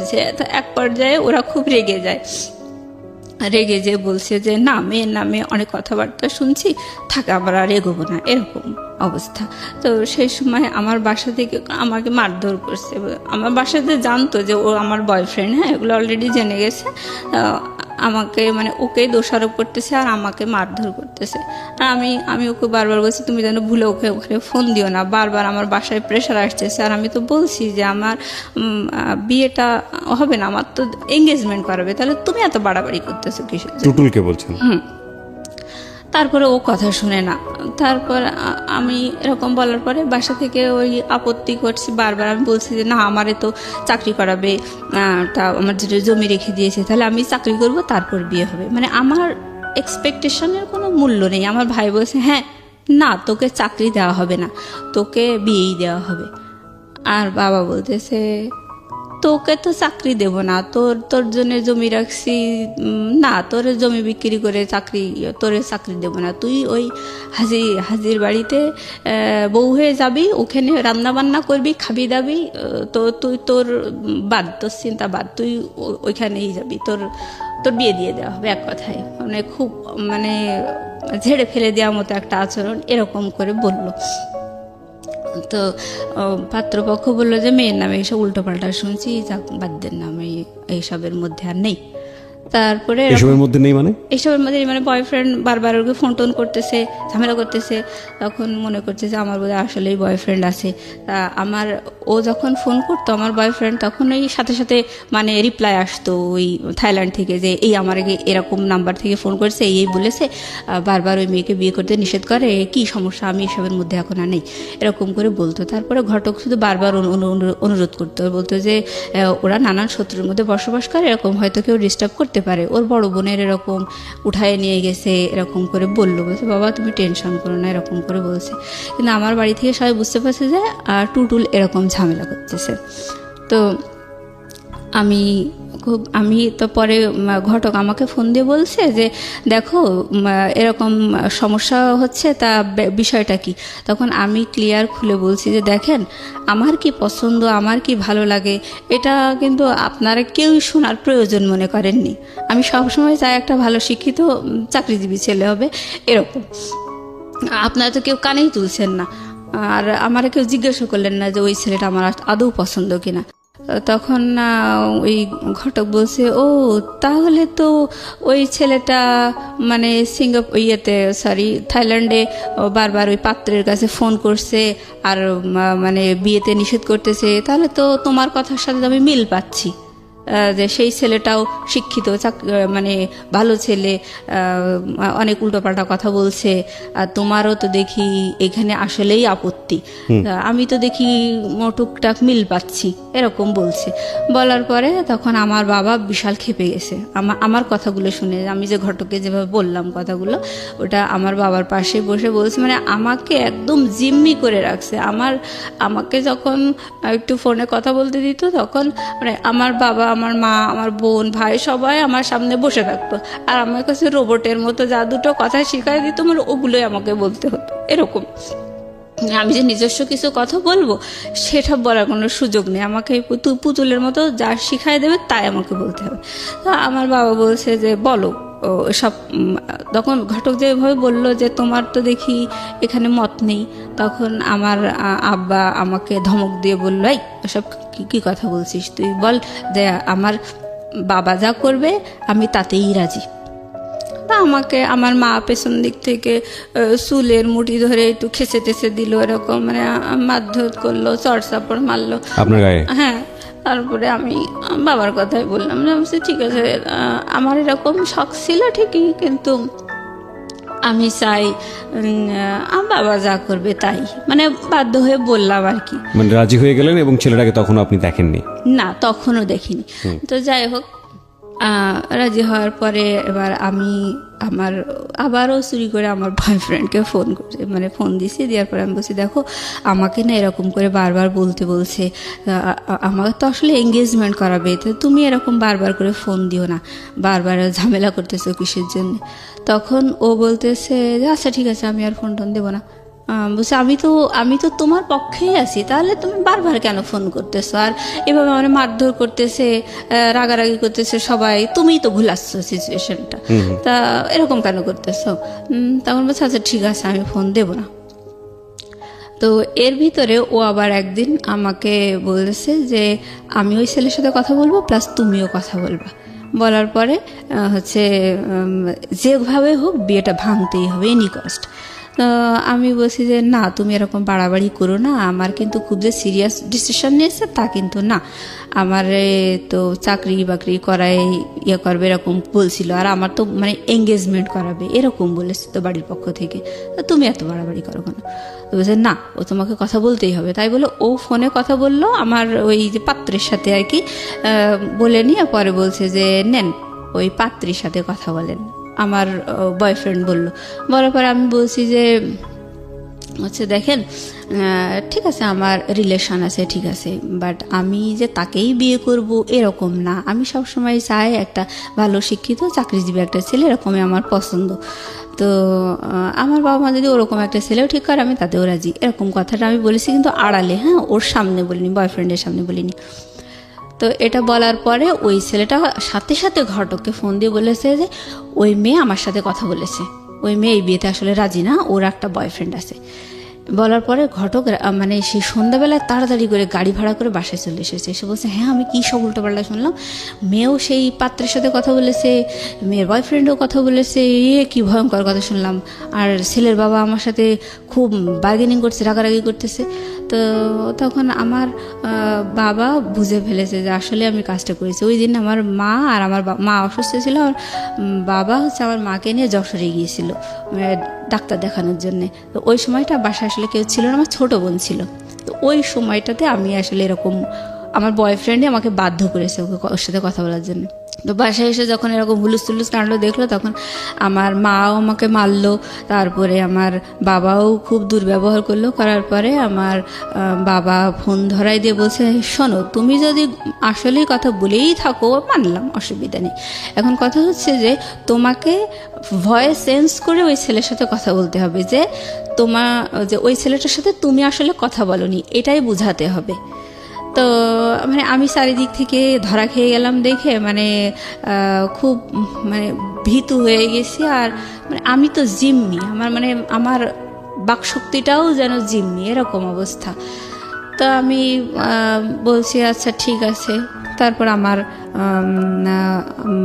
ওই পাত্রটার সাথে আমার বাবা ফোনে কথা বলাই দিল, আমার বাবার ফোন থেকে বলছে যে কথা বলো। এবার আমি ভয়েস তো আর চেঞ্জ করা যায় না। তারপর আমি চেষ্টা করছি, মানে আমি মারধর খেয়ে একেবারে সোজা হয়ে গেছি আর কি। তো আমি যথাসম্ভব চেষ্টা করলাম যে একটু অন্যভাবে কথা বলার জন্য, যে আমার ভয়েসটা যাতে না বুঝতে পারে আর কি। তো ওরকম করে আমি বলছি, না আমার বাবা যা ঠিক করেছে আমি তাতেই রাজি, আমার আসলে কিছু বলার নেই, আপনি যে মেয়ের ভয়েস শুনেছেন সেটা ভুল, ওটা আমি না, এরকম। পরে এখন আমি বলছি, তাহলে আপনি বলেন তো দেখি ওই মেয়েটার ভয়েসের সাথে কি আমার মিল আছে? ও বলছে যে না, আপনার ভয়েসের সাথে কোনো মিল নেই। ওই এ কথাটা বললো। তারপরে আমার বাবা, আমার ফোনের পিছন দিকে আমার বোন, আমার মা একদম কান লাগিয়ে থাকতো, আর ওই পাত্র কি বলছে সেগুলো আমার মা আর বোন শুনতো, আর আমার মা বোন দুজন মিলে আমাকে ওই পেছন দিক থেকে কিলঘুষি মারতো আর ফিসফিস করে বলতো, এটা বল ওইটা বল, আমি রাজি, এরকম করে বলতে বলতো, আর আমি তাই বলতাম। বলার পরে পরিবেশ ঠিক হয়ে গেল। হওয়ার পরে এবার হচ্ছে পাত্র, মানে আমার ওই পাত্রের বাবা আর কি বলছে যে আমি তো একা দেখে আসছি, এবার আমি চাচ্ছি যে আমার ছেলে, বৌমা, মেয়ে, জামাই সবাইকে নিয়ে পাত্রিকা আর একটু দেখে আসবো, আর হচ্ছে মানে এঙ্গেজমেন্ট করাই আসবো, এরকম বললো। বলার পরে আমি বলছি যে দেখো, আমার বয়ফ্রেন্ডকে বলছি, দেখো ওই সামনে শুক্রবার না আমার হচ্ছে এঙ্গেজমেন্ট, ওই তুমি বারবার ফোন দিয়েও কিন্তু পজিশন হলো না, আর আমি তো তাদের হাতে বন্দি আছি, আমার ওই পুতুলের মতো যা বলতে বলছে তাই আমি বলে যাচ্ছি, তাহলে এগুলো করে কোনো লাভ হচ্ছে না, তুমি থামো, এঙ্গেজমেন্টটা অন্তত হতে দাও। তারপর মানে এঙ্গেজমেন্ট হবে হচ্ছে আগামীকাল শুক্রবার, আজকে হচ্ছে বৃহস্পতিবার। আজকে আমি বিকেলবেলা আমার বয়ফ্রেন্ডকে জানাচ্ছি যে দেখো আমার আগামীকালকে এঙ্গেজমেন্ট। তো আমি ওরকম বলার পরে আমার বয়ফ্রেন্ড বলছে, দেখো আমি খুব দুশ্চিন্তায় আছি, যেভাবেই হোক তুমি এই এঙ্গেজমেন্ট বন্ধ করো, আমি কখনোই চাই না তোমার হাতে এঙ্গেজমেন্টের আংটি উঠুক, আমি একদমই চাই না, যদি এরকম হয় তোমার সাথে আমার রিলেশন কিন্তু ব্রেকআপ হয়ে যাবে। তো আমার বয়ফ্রেন্ড ওভাবে নিষেধ করে দেওয়ার পরে আমি খুব দুশ্চিন্তায় পড়ে গেলাম। পরে হঠাৎ করে আমি ভাবছি কীভাবে বিয়ে ভাঙা যায়, কীভাবে এঙ্গেজমেন্ট ভাঙা যায়, কীভাবে ওদের আশাটা বন্ধ করা যায়, এই দুশ্চিন্তা করতে করতে বাসায় ফিরে আসছি। তোর কি মত এবার বল দেখি, তুই এত ঘুলাচ্ছিস, কি সমস্যাটা কি এবার বল। তো বলছি, দেখেন বিয়েটা তো ভেঙেই গেছে, তার টুটুল তো অনেক ভালো স্টুডেন্ট, টুটুলের একটা ভালো চাকরি বাকরি হলে তখন ওর সাথেই আমাকে দিয়েন বিয়ে। এই কথাটা আমি যখনই বলেছি, বলার পরে আমার মা সে চোখ বন্ধ করে উল্টো পাল্টা সারা গায়ে আমাকে বাড়ুন দিয়ে মারতে মারি চোটে বেঁধে আমি সারা ঘরে আমি হিসু করে ফেলছি। হ্যাঁ, কাপড় চোপড় নষ্ট হয়ে গেছে। আর আমার ভাই বারবার ঠেকাচ্ছে, বলছে থাক আর মারতে হবে না, মারতে হবে না। আমার বড়পা যখনই বারবার বিয়েতে একটু বাধা আসছিল তখনই আমার বড়পা খুব রেগে যেত। ও বলতো যে ওরে বাবা, তাহলে তো টুটুলের সাথে হয়তো ওর বিয়ে হবে, এরকম ওর তো স্বপ্ন ও একাই বিসিএস ক্যাডার হবে। হ্যাঁ, টুটুলের সাথে কোনোভাবেই যেন আমার না হয়, যার জন্য ও বেশি খেপে যেত। তো আমাকে যখন মারধর করেছে তখন আমার বড়পা বলছে যে ঠেকাচ্ছিস কিসের জন্যে, মারুক, ওকে মারুক, পাক্কা শয়তান, আর অনেক শয়তান, অনেক হারামি, কতভাবে যে আমাদেরকে হ্যারাস করলো, ওকে কি খারাপ ছেলের সাথে দেওয়া হচ্ছে, এরকম করে মারিস চোটে। আমি বলছি আচ্ছা ঠিক আছে, আমি ওই মোবাইলে বিয়ে করতেই রাজি আছি। তখন আমার মা বলছে যে ভূত না ঝাড়ালে হয় না, এভাবে বলছে। বলার পরে যাই হোক আমি বিয়েতে রাজি হয়ে গেছি দেখে আমার বয়ফ্রেন্ডের সাথে আমি কথাবার্তা বন্ধ করে দিছি। দিয়ে পরে ও বলছিল যে আর ফোনে ওই আমার ওই পাত্রের সাথে আর কথাটা তো বলবে না, এরকম একটা কথা দিয়েছিল। দেওয়ার পরে আমি যখনই ফোনে আবার রাজি হয়ে গেছি, পাত্রকেও বলে দিয়েছে যে হ্যাঁ আমাদের বাসা থেকে বলেছে না, মেয়ে বিয়েতে রাজি, তুমি যা শুনেছো সব ভুল, সবই শত্রুতার কারণে হয়েছে, এভাবে আসলে বিয়েতে আমি রাজি হয়ে গেছি। তো আমার যখন এরকম আমি বিয়েতে আপত্তি করতাম তখন আমার বড় বোন, সবাই আমার চেহারা নিয়ে নেগলেক্ট করেছে। আমার বড় বোন বলতো যে দুদিন বাদে তো আমার যখন বিয়েটা একেবারে ভেঙেই গেছিলো, ওই যে এঙ্গেজমেন্ট করতে এসেও আসলো না, আমি একটু ঝামেলা করছিলাম। তো ওই সময় আমার বড় বোন বলছিল যে কয়েকদিন পরে তো তাসফিয়ার গায়ে হলুদ, তখন তো অনেক মেহমান আসবে, তা তুই একটু ভালো করে সাজিস, যদি তোর দেখে কেউ পছন্দ করে তখন যদি তোর একটা গতি হয়। এরকম করে মানে উপহাস করে বলল। তো যাই হোক, পরে আমার বড় বোন আমি বিয়েতে রাজি হওয়ার পরে বললো, সেই তো রাজি হলি, তাহলে আর এত ঘোল খাওয়ার কি দরকার ছিল, সারা ঘর হিসু টিসু করে কি একটা ইয়াং মেয়ে লজ্জাও করে না, সি এরকম করে বললো। যাই হোক, আমি তখন মানে নিজে কোথায় যেন হারিয়ে গেছি, এরকম সবাই দুর্ব্যবহার করে আমাকে বিয়েতে রাজি করালো। আর আমি যখন আপত্তি করতাম তখন আমার বাবাও ঘটককে বলতো যে ভাই আপনি টেনশন করেন না, আমার ছোট মেয়েটার বিয়ে হয়ে গেলে ওকে আমি বাড়ি থেকে বের করে দেব, ও কোনো দারোয়ান টারোয়ান ধরে নিকি করে থাকতে যাক, ওরে আমি বাড়ি থেকে বের করে দেব। দিয়ে এই কথা বললে আমার বাবার সাথে কথা বলতো না।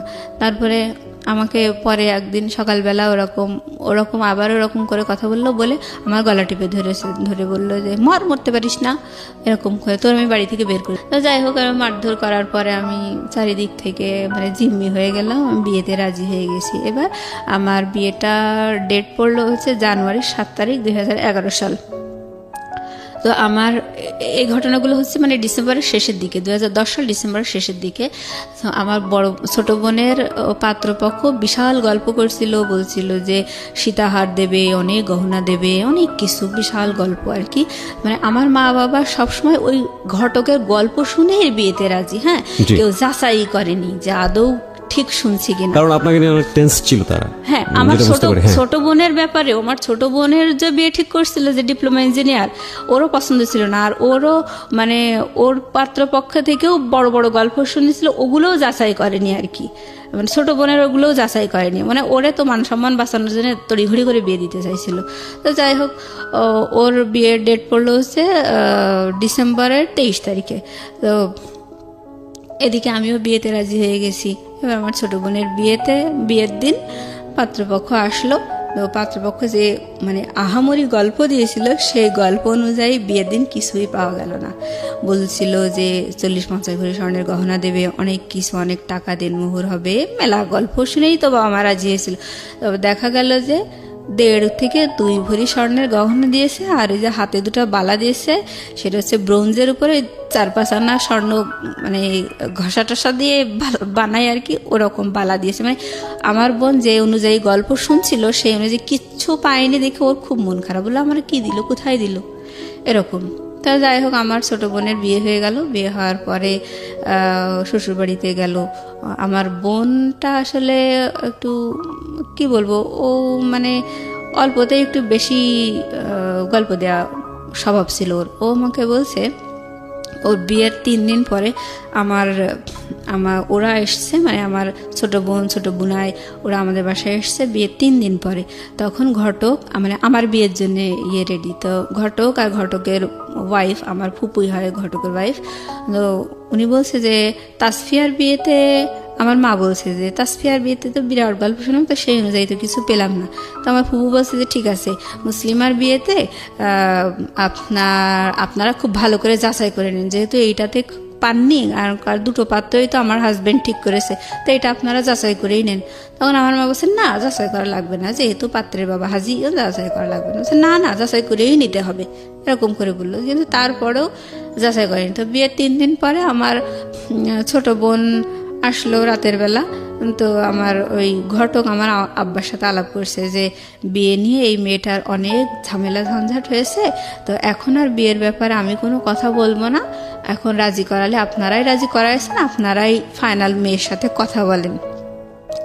তখন আমার আব্বার ডাকলো, ডেকে আমারে বলতেছে যে হচ্ছে হ্যাঁ বলো, তুমি কথা বলো, তুমি কি বলতে চাচ্ছ। তখন আমার মা রান্নাঘরে বসে রান্না করছে, আমি ডাইনিংয়ে, আমার বাবা, ঘটক, আমার বোন, আমরা কথা বলছি। তো আমি বলছি, আমি লাস্ট চেষ্টা করছি ওটা বিয়েটা আটকানোর, ওটা হচ্ছে আমার লাস্ট চেষ্টা। সেটা হচ্ছে আমি বলছি যে দেখো, তাসফিয়ার বিয়ের সময় তো মানে একেবারে আকাশ ছোঁয়া গল্প শোনা গেল, তার গহনা, তার পোশাক আশাক, বিশাল গল্প শোনা গেল যে এই দেবে, কিন্তু সেই অনুযায়ী কিন্তু বিয়েতে কিছুই হয়নি। তাহলে আমাকে অন্তত এঙ্গেজমেন্ট করায় রাখো, তারপর সব কিছু যাচাই টাচাই করে নিয়ে উনি তো 6-7 মাস পরে আসবে, তখন আমার বিয়ে দিও। এই কথাটা কেবল আমি বলছি, ওটা আমার বিয়ের ভাঙা। তখনও আমি মানে মন থেকে রাজি না, তো মার খেয়ে রাজি হয়েছি। ওই সময় ওটা যখন বললাম, তখন আমার মা রান্নাঘর থেকে বলছে আর একটু বাড়ুন দিয়ে মারবো নাকি, এরকম বলছে আমার মা। আর আমার বাবা বলছে যে তাসফিয়ার বিয়েতে কি পাওয়া গেছে কি পাওয়া যায়নি ওসব তোমার দেখার দরকার নেই, তুমি এই বিয়েতে রাজি, তুমি এখন কথা বলো।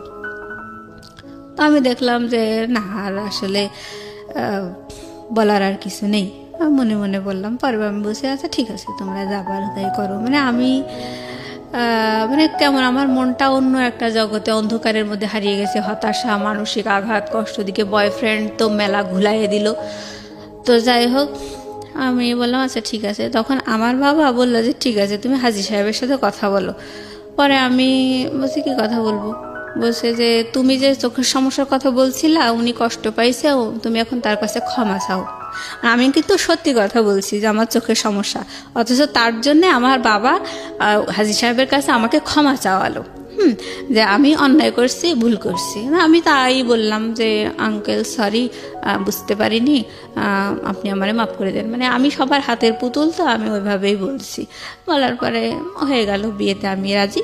তারপরে জানুয়ারির 7 তারিখে আমার বিয়ের ডেট পড়লো। আমার ফোন, মানে ওটাতে তো শুধু মেমোরি ছিল। আমার মা বলল, মানে যখন ওই আমাকে মেরে ধরে বিয়েতে রাজি করা ছিল বারণ দিয়ে, তখন বলছে এই ফোনের মধ্যেও নিশ্চয়ই কোনো ঝামেলা আছে, তাই বলে ওইটাও কেড়ে নিয়েছিল। হ্যাঁ, তারপরে যাই হোক, পরে আমাকে বলল যে আমি বিয়েতে রাজি হওয়ার পরে আমাকে দেখতে আসবে আরও একবার, আমার ওই হাজী সাহেব আর একবার দেখতে আসবে পরের দিন। আমাকে বললো ভালো ড্রেস আপ করে রাখো, উনি আসবে, দেখে যাবে। আসলো, আসার পরে দেখা টাকা করে গেল। এবার জানুয়ারির 7 তারিখ বিয়ের ডেট পড়লো। তো ওই বিয়ের দিন আমার ছোট বোন, ছোট বোনাই আসছে। তো আমার ছোট বোনাই বলছে আমার মাকে যে আম্মা হচ্ছে আপি, আমি যতদূর শুনেছি যে আপিকে আপনারা যথেষ্ট মেরে ধরে রাজি করাইছেন, তা পাত্র তো আমরা কেউই দেখিনি, তাহলে এভাবে মোবাইলে বিয়ে দেওয়াটা কি ঠিক হচ্ছে? তার চেয়ে বরং এঙ্গেজমেন্ট করায় রাখেন, আমরা সবাই মিলে আরেকটু দেখি যে আমরা যা শুনেছি সেগুলো আদৌ সত্যি কিনা। তখন আমার মা বলছে ওরে বাবা, ছেলেটার 250 বিঘা জমি আছে, ছেলের বাবার 250 বিঘা জমির মালিক, তাকে 30 বিঘার উপরে বিল আছে, তারপরে ছেলেটা 10 লক্ষ টাকার গহনা নিয়ে এসেছে, তুমি এসে ভালো আর কি বলছো? বাদ দাও, তোমরা ছোট মানুষ, তোমরা বোঝো না, আসলে বাদ দাও, মোবাইলেই বিয়ে হবে। এবার ছেলেপক্ষ চলে আসছে মাইক্রোওয়েভ করে। তো এখন আসার পরে আমার যে মানে কাজী নিয়ে আসছে আমার বাবা, কাজী আনার পরে কাজী বলছে যে মোবাইলে বিয়ে কি, এটা শরীয়তসম্মত না, এটা আমি পড়াতে পারবো না, আর এই ধরনের বিয়ে টেকেও না, এরকম বোকার মতো সিদ্ধান্ত কেন নিচ্ছেন আপনারা? তখন আমার আব্বা বলছে আপনাকে এসব ভাবতে হবে না, বিয়ে মোবাইলেই হবে। তো বলছে ও আচ্ছা ঠিক আছে। তাই বলে মনে করেন ওই কাজী যে রেজিস্টার খাতা, মানে বিয়ে টিয়ে লেখালেখি, ওই রেজিস্টারে আমার নাম ঠিকানা সব কিছু লিখলো, পাত্রের বাবাও পাত্রের নাম ঠিকানা সব কিছু লিখলো, আর ঘটক হচ্ছে উকিল, আর এরকম, আর হচ্ছে মানে আমার বাবা, তারপরে পাত্রের মামা, এরা পাত্রের ভাই, এরা হচ্ছে বিয়ের সাক্ষী। তা হওয়ার পরে আমাকে মানে এসেছে আমার কাজী প্লাস ওই পাত্রপক্ষের লোকজন, মানে আমার রুমে আসছে, এসে ওগুলো সই টই সব করা আছে, আমি সই করে দিয়েছি, এই পাত্রের ঠিকানা এইগুলো বলে টলে বলছে আপনি কি রাজি, আপনি কি কবুল বলছেন? তখন আমি বলছি যে কবুল। ছেলেটাকে দেখেন? না না না না, আমি দেখিনি। আমি মোবাইলে কবুল বলিনি, আমি কবুল বলছি হচ্ছে কাজীর সামনে। কাজী ওখানে আমার বাবা, তারপর কাজী, ঘটক, মানে পাত্রের বাবা, পাত্রের ভাই, এগুলো সবাই আমার রুমে সবাই দেখছে যে আমাকে কবুল পড়াচ্ছে, আমি কবুল বলছি। তখন মোবাইল ছিল না কানে? আমি ছেলেটাও শুনে নাই? না না না, ছেলেটাও শুনে নাই। আমি এভাবে কবুল বলছি, আমাকে 3 বার কবুল বলতে বললো, আমি 3 বার কবুল বললাম। বলার পরে ওনারা আমার রুম থেকে বেরিয়ে গেল। তা দেনমোহর করছিল 1 লক্ষ টাকা। তো এভাবে আমার কবুল বলানোর পর আমি ওদের সামনে কবুল বলছি, আমি ফোনে কবুল বলি নাই, আমার কবুল বলার সাক্ষীও না ওনারা। তো যাই হোক, আমি কবুল বলার পরে ওনারা আমার রুম থেকে বেরিয়ে গেলেন। বেরিয়ে যাওয়ার পরে ড্রয়িং রুমে ওনারা সবাই বসে আছেন, পাত্রপক্ষের সবাই, আমার ছোট বুনাই, আমাদের বাড়ির সবাই। আমি ছিলাম না, আমি দরজার কাছে, ড্রয়িং রুমে দরজার কাছে আমি দাঁড়াইছিলাম। এখন পাত্র হচ্ছে মানে কাজী হচ্ছে কানে মোবাইলটা নিয়েছে, নিয়ে ওই নাম ঠিকানা সব বলছে, বলে পাত্রকে বলছে বলেন কবুল, বলেন কবুল, এরকম। তো উনি ওই পাশ থেকে কবুল বলছে। আসলে ওই পাত্র বলছে না কে বলছে সে আল্লাহ জানে। লাউড স্পিকারও দেয়নি? না না না, লাউড স্পিকারও দেয়নি। তো কবুল ওইভাবে আসলে বিয়েটা হলো, মোবাইলে সে কবুল বলল, কিন্তু ওই কাবিননামায় পাত্রের কোনো সিগনেচার নেই, মানে পাত্র উপস্থিতি নেই আর কি। সে বিদেশ থেকে মোবাইলে কবুল বলল, আর আমি দেশে থেকে। তাও আপনারা কেউ শোনেননি সেই কবুল? না, আমরা কেউ শুনিনি সেই কবুল। তো যাই হোক, এবার ওই দোয়া দরুদ পড়লো আর কি, কলেমা এগুলো পড়ে নিয়ে একটু মোনাজাত করলো। সেই সময় ওই আর কি লাউড দিল আর কি, লাউড দিয়ে ওইখান থেকে পাত্রের তার ওই 2-4টা বন্ধু টন্ধু নিয়ে ওই একা একা সেখানেও সে কি পড়ছে দোয়া দরুদ, আর এরাও পড়ছে, মানে এটা লাউডে হয়েছে আর কি। তো কবুলটা লাউডে হলো না কেন? কবুলটা লাউডে হলো না মানে ওরা ওই সময় আসলে বোঝেনি যে এটা লাউডে করতে। আর আমার বাবা মায়ের বিশ্বাস হচ্ছে যে হ্যাঁ আমরা মোবাইলেই বিয়ে দিচ্ছি, ব্যাস। তারা জাস্টিফাই করছে না যে আসলে ছেলেটা কবুল বলছে নাকি আদৌ বলছে না, এগুলো কেউ জাস্টিফাই করছে না। আর তারা মাথায়ও আসেনি যে আদৌ কবুল বলছে, বা ওই কবুল শব্দটা তাদের শোনার আগ্রহ এরকম ছিল না। তাদের কথা হচ্ছে এই মোবাইলেই তো বিয়ে দিচ্ছি এই। আর তাদের সবচেয়ে বেশি আত্মবিশ্বাস ছেলের বাবা হাজি, সুতরাং তারা কখনোই ফাঁকি দেবে না, এই ধরনের একটা মানে ট্রাস্ট তাদের মধ্যে। তো যাই হোক, বিয়ে হয়ে গেল। হওয়ার পরে আবার আমার শ্বশুর হয়ে গেল হাজি সাহেব। আমরা সবাই মানে একসাথে ডাইনিংয়ে বসে খাওয়া দাওয়া করলাম।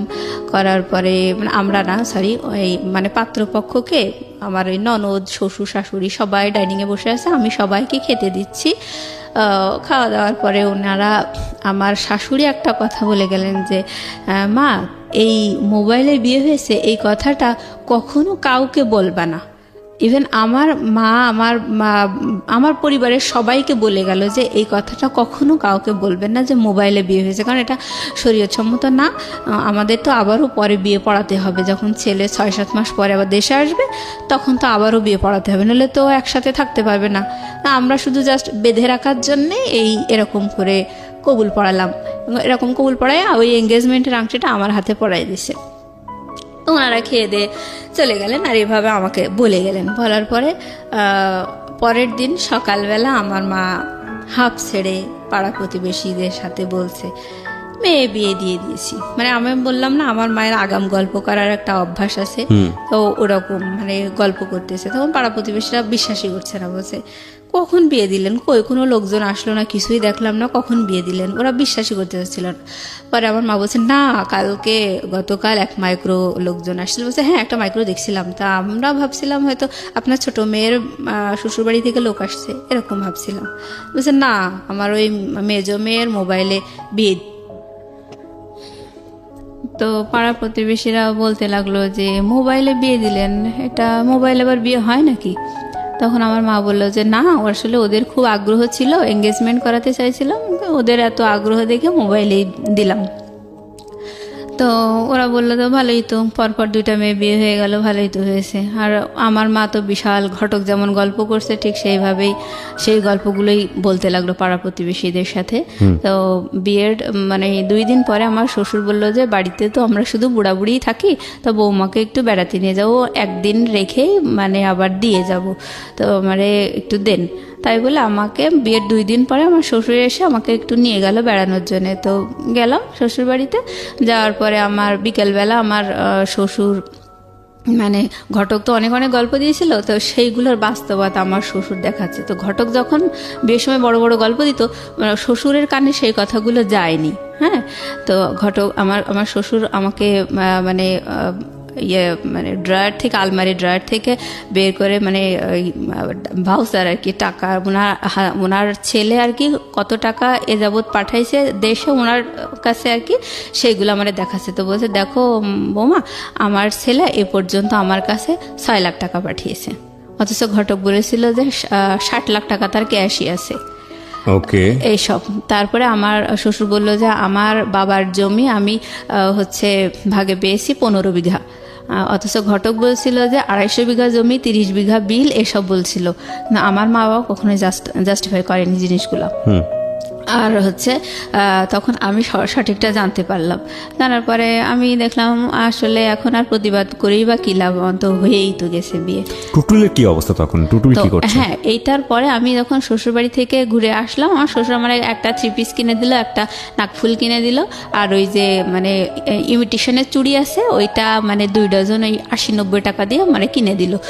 দেওয়ার পরে আমি শুনছিলাম যে 10 লক্ষ টাকার গহনা এনেছে। আমি ভাবছিলাম যে অন্তত আমাকে না দিক, কিন্তু দেখাতে তো পারতো যে আমার জন্যই তো এনেছে। আমি এগুলো মনে মনে বলছিলাম যে আমাদের দেখাতে তো পারতো যে বৌমা তোমার জন্য এই এনেছে, তোমাকে উঠানোর সময় এগুলো দেওয়া হবে, এগুলো তো মানে বলতে তো পারতো। আমি তো ঘটকের সব কথাই বিশ্বাস করছিলাম, বাবা মাও তো এরকম করে দিল। তো যাই হোক, আমাকে ওরকম অর্নামেন্টস দিলে, একটা নাকফুল দিছে 300 টাকা দিয়ে, আর ওই ইমিটেশনের চুড়ি আর একটা 3 পিস, এটা দিয়ে আমার শ্বশুর পরের দিন আবার আমাকে রেখে গেল।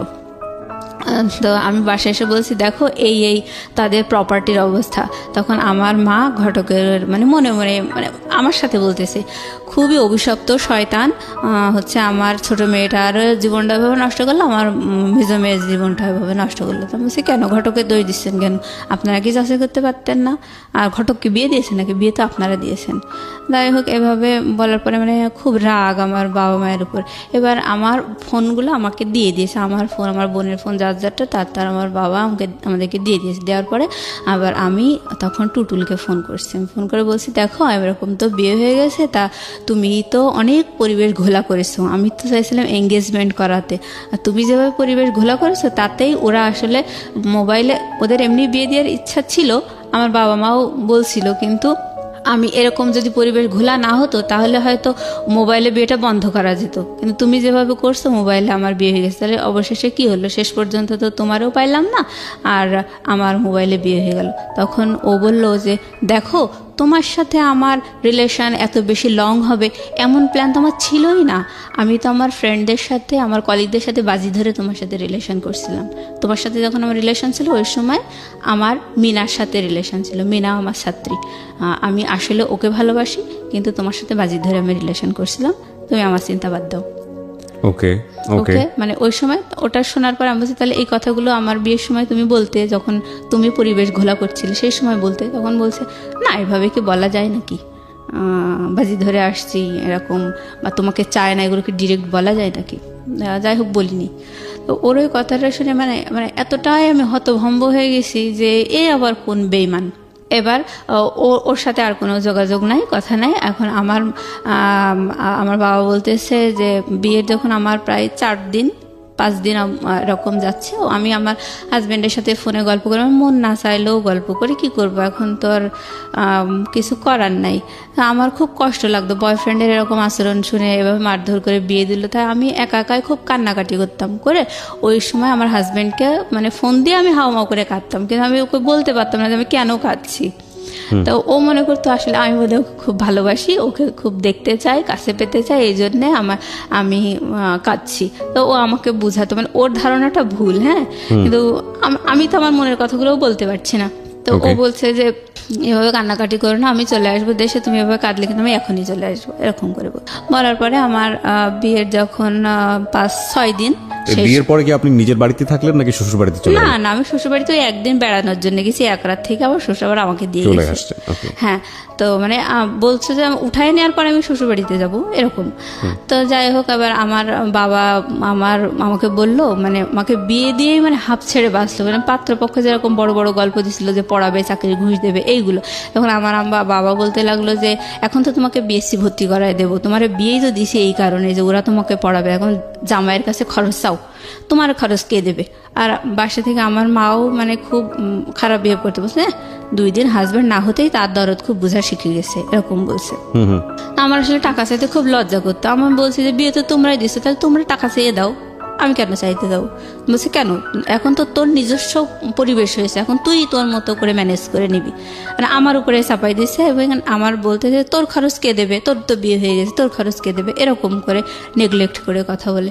তারপরে আমার আসলে অনেক খারাপ লাগে ব্যবহার আচার এরকম দেখে। আমি আমার হাজব্যান্ডকে বলছি যে দেখো তুমি তো বলছিলে যে চাকরির বাকরির ঘুষ দেবা, পড়াবা, আবার বিএসসি ভর্তি করাই দেবা, সবই তো বলছিলে, তাহলে এই সব শুনেই তো রাজি হয়েছি। তখন আমার বাড়ি থেকে বলতেছে তুমি বিএসসি ভর্তি করাই দিতে, তা তুমি দাও। বলতেছে যে কেন, বিএসসি আমি এখন ভর্তি করাই দেবো কেন, তোমার মুখ তো আমি দেখিনি, বিএসসি ভর্তি করে বিএসসি পড়াতে তো লাখ লাখ টাকা খরচ হবে, আমি তো তোমার মুখই দেখিনি এখনো, তাহলে এত টাকা এখন তুমি তোমার বাবার ঘরে আসো, তোমার বাবার মায়ের কাছে খরচ চাও। এটা আপনার হাজবেন্ড বললো? বলার পর আমি, ছিল আপনার হাজবেন্ডের? ওর নাম ছিল হচ্ছে শামসুল। শামসুল? হ্যাঁ শামসুল। তা আমি তখন বললাম দেখো তোমার জামাই এই কথা বলছে, আমার আব্বাকে বলছি যে ও বলছে যে কোনো খরচ আমি দিতে পারবো না, তোমার বাবাকে দিতে বলো, তোমার বাবার বাড়িতে আসো, তোমার বাবাকে দিতে বলো। তখন আমার বাবার সাথে সাথে আমার ফোনটা কেড়ে নিয়ে বলছে, ও তুমি তাহলে এই কথাই বলছো? যে আমার হাজবেন্ডকে বলছে যে এই তোমার মনের কথা? বলছে হ্যাঁ এটাই মনের কথা, কারণ আমি তো এখনো তার মুখই দেখিনি, আর সবচেয়ে বড় কথা হচ্ছে যে বিয়েতে তো মানুষ কত গল্পই দেয়, আমার মনের কথা হচ্ছে আমার ওয়াইফকে আমি মোটেই পড়াশোনা করাবো না, আর বাচ্চা কাচ্চা হবে, সংসার করবে, চাকরি বাকরি করাবো না, আর যদি তার খুবই শখ হয় তাহলে আমি ওই প্রাইমারি টিচার হিসেবে আমি ওরে চাকরি করাইতে পারি। এটা শুনে আমার আব্বার খুব মন খারাপ হয়ে গেল। আমার আব্বা বলছে তোমাদের গল্প শুনেই তো দিয়েছিলাম, তাহলে তোমরা যখন এই কথা বলছো তাহলে আমার মেয়ের মুখ আর তোমাকে দেখতে হবে না। দেখার এবার বলে আমার বাবা কাজীকে ডাক দিল, তখন বিয়ের প্রায় 8 দিন। তখন আমার বাবা কাজীকে ডেকে বলছে যে পাত্রপক্ষ তো এই বললো, তা আমার ভাইয়ার এগোনোর ইচ্ছা নেই, যা হবার হয়েছে। তখন আমার কাজী আঙ্কেল খুব ধমক দিল আব্বাকে, বলছে আমি তো নিষেধই করেছিলাম আপনারা এইগুলো করবেন না, শুধু শুধু এভাবে পাড়ার প্রতিবেশী সবাই জেনে গেল মেয়ের বিয়ে হয়েছে, এ কী করলেন আপনারা, পুতুল খেলার মতো। তখন আব্বা বলছে যাই হোক বাদ দেন, এখন কিভাবে পরিত্রাণ পাওয়া যায় সেটা বলেন। বলছে যে এই বিয়েটা রেজিস্ট্রি হয়নি, পাত্রের সই নেই, সুতরাং পাত্রের সইয়ের ব্যবস্থা করতে হবে, করার পরে বিয়ে রেজিস্ট্রি করতে হবে, সেই রেজিস্ট্রি করার পরে যখন আপনারা ডিভোর্সের আয়োজন করবেন সেই সময় আপনারা দেনমোহর যে 1 লাখ টাকা করা আছে ওই টাকাটা আপনারা দাবি করতে পারবেন। তখন আব্বা বলছে আমি এত দূর এগোতে চাই না, আমি এখনই সমাধান চাই। কি আছে বলেন? বলছে যে তখন কাজী বলছে যে এখন সমাধান একটাই, সেটা হচ্ছে 2 পক্ষ আপনারা এক জায়গায় হাজির হবেন এবং আপনারা সাক্ষী রাখবেন যে আপনারা পরবর্তীতে কেউ কাউকে ডিস্টার্ব করবেন না, যার যা লাইফ সেটেল, তো আপনি কখনো ডিস্টার্ব করবেন না এবং হচ্ছে কোনো দাবি দেওয়া নেই, কিছু নেই, সব বাদ। এই বলে ওই কাবিনের কাগজটা যে রেজিস্টারে আমার আছে ওই কাগজটা আমি ছিঁড়বো, ছিঁড়ার পরে আপনারা ওই 2জনের সাক্ষী রেখে ওই কাগজটা ছিঁড়ে ড্রেনে ফেলে দেবেন। তো এটাই করলো। হ্যাঁ, এইভাবেই মানে ড্রেনে ফেলে দিল 2 পক্ষের সাক্ষী রেখে, ওই বিয়ে ওখানেই শেষ হয়ে গেল। বাস এই কয়দিনের মাথায় শেষ বিয়ে? হ্যাঁ, এই কয়েকদিনের মাথায় খরচ পাঠাবে না এই কারণে বিয়ে শেষ হয়ে গেল। হ্যাঁ হ্যাঁ, মানে ওরা আসলে আমার বাবা মা ওরা মনে করছিল আমার বাবা মা হয়তো খুব লোভী, 2-4 দিন বিয়ে হতে না হতে এইভাবে চাকরি খরচ দাও, বিয়ের খরচ মানে বিএসসি পড়াও, ওরা মনে করছিল এরা তো আমাদের উপর অনেক প্রেশার ক্রিয়েট করছে, এই কারণে ওরা সরে গেল। আর ওদের মনের কথা তো ওরা বলেছিল যে পড়াবে না, বিয়ের পরে ওদের মনের কথা ওরা বলেছে। বিয়ের আগে বলছিল যে আমি তো থাইল্যান্ডে নিয়ে এসেও মেয়েকে পড়াতে পারি, এরকম বলছিল। বিয়ের পরে আসল কথা যখন মুখোশ ওদের খুলে গেল তখন আমার বাবা এইভাবে বিয়েটা আসলে বাদ হয়ে গেল। হওয়ার পরে আমি মানে তখন আমার বয়ফ্রেন্ড এটা বলল, আমার বিয়ে বাদ হয়ে গেল, সব মিলায় মানে আমার মানে আমি যে কোন জগতে হারিয়ে গেছি মানে আমি বুঝাতে পারবো না, মানে এটা সহ্য করার মতো না। তারপরে আমি ভাবছিলাম যে আমি আসলে সুইসাইড করবো, এরকম মানে বোকার মতো একা একা রাস্তায় হাঁটতাম, খুব খারাপ লাগতো, মনে হতো আমি সুইসাইড করি। মানে আমার তো কোনো দিক থেকে কোনো দোষ নেই, তারপরেও আমাকে এরকম একটা ইয়ে করলো সবাই মিলে, আমার আসলে এই জীবনে কোনো মূল্য নেই এরকম ভাবতাম। তারপরে মনে হতো না, এটা আসলে আল্লাহর বিচার হতেই পারে না, যেভাবে আমাকে মেরে ধরে রাজি করাইছে, পাত্র দেখতে দেয়নি, আমাকে উপহাস করেছে, মানে আল্লাহ বোধহয় অসন্তুষ্ট হয়ে বিয়েটা ভেঙে গেছে, ভালোই হয়েছে, মানে আমি তো আসলে এটা চাইনি হোক, তো বিয়ে ভেঙে গেছে ভালোই হয়েছে এরকম ভাবতাম। কিন্তু গায়ে তো কালি লেগে গেল, আরও 10 জন তো জানলো, এই হতাশা নিয়ে আসলে খুব কষ্ট লাগতো ওই সময়। পরে আমার বাবা বলতো যে মা মনোযোগ দিয়ে পড়াশোনা করো, চাকরি বাকরির জন্য চেষ্টা করো, যা হবার হয়েছে ভুলে যাও, মানে তাদের কথা হচ্ছে ওসব কোনো ব্যাপার না, ভুলে যাও, খুব সহজেই বলতো আর কি। তো আমি তখন খুব রাগ হতাম, হ্যাঁ তোমরা তো সবাই মিলে মেরে ধরে এরকম করলে, তাহলে এখন অমনি বলছো ভুলে যাওয়া এত সহজ নাকি সব কিছু? আমার মনের উপর কতটা প্রেশার এসছে, আমি কত কষ্ট পেয়েছি, এগুলো তো তোমরা জানতে চাও না। তখন আমার মা আর আমার বোন বললো এগুলো তো সব তোর কপালে ছিল, কপাল মানিস না কিসের জন্য, এগুলো সব তো তোর কপালে ছিল, এভাবে বলতে লাগলো। কপাল? তো আমি আসলে এইসব কথাগুলোর কোনো মানে আমি দিক বিদিক শূন্য হয়ে যেতাম। এরকম এক একটা মানে আশ্চর্য করা অন্যায় কথা শুনে আমার কাছে খুব খারাপ লাগতো, কিন্তু আমি আসলে প্রতিবাদ করতাম না। মানে আমি জানি যে সবাই আমার সাথে এরকমই দুর্ব্যবহার করে, যার কারণে আমি সবসময় চুপচাপ থাকতাম, কোনো প্রতিবাদ করতাম না। তো অনেক কষ্ট লাগতো। আমি মানে যখন আমার খুব খারাপ লাগতো আমি তাহাজ্জুদের নামাজ পড়তাম, কান্নাকাটি করতাম।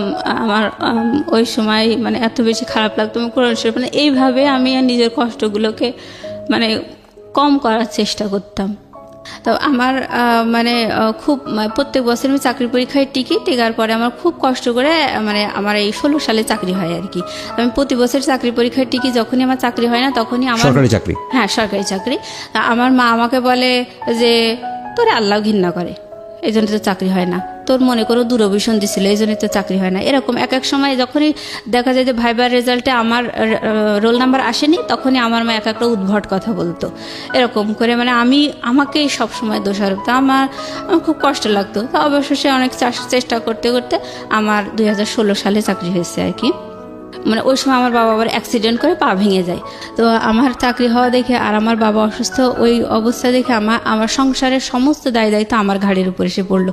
ইভেন আমার বাবা বলতে লাগলো যে হ্যাঁ আমি অসুস্থ, তা আমার ট্রিটমেন্টের জন্য তুমি লোন নাও। তো এই অবস্থায় আমি সংসার ঠেলছি, লোন আছে, সে লোনের কিস্তি দিচ্ছি, এরকম করেই মানে আমার বর্তমান লাইফ চলছে। তো এখনও বিয়ের প্রস্তাব আসলে আমার মায়ের পাড়া প্রতিবেশীরা বলে দেয় যে ওই মেয়েটা একবার বিয়ে হয়েছিল, মানে ভাঙার চেষ্টা করে এক কথা। এখন আমার একটা সরকারি চাকরি হয়েছে, এখন তো আমার একটু ডিমান্ড হয়েছে এই। তো সেই হিসেবে যখন আসে পাড়া প্রতিবেশীরা শত্রুতা করে ওই বিয়েটার কথা বলে ভেঙে দেয়। হ্যাঁ, ওই মোবাইলে বিয়েটার কথা বলে ভেঙে দেয়। তো কিন্তু পাড়া প্রতিবেশীরা সবাই জানে যে আমি আমার হাজবেন্ডকে দেখিয়ে দিই চোখে, এইটা কিন্তু বলে না। পরে তো পাত্রপক্ষ যখন বেশি আগ্রহ নিয়ে আমার মায়ের কাছে জিজ্ঞেস করে যে ঘটনাটা কি, কারণ অনেক ম্যারিড মেয়েদেরও তো বিয়ে হয়, তাই না?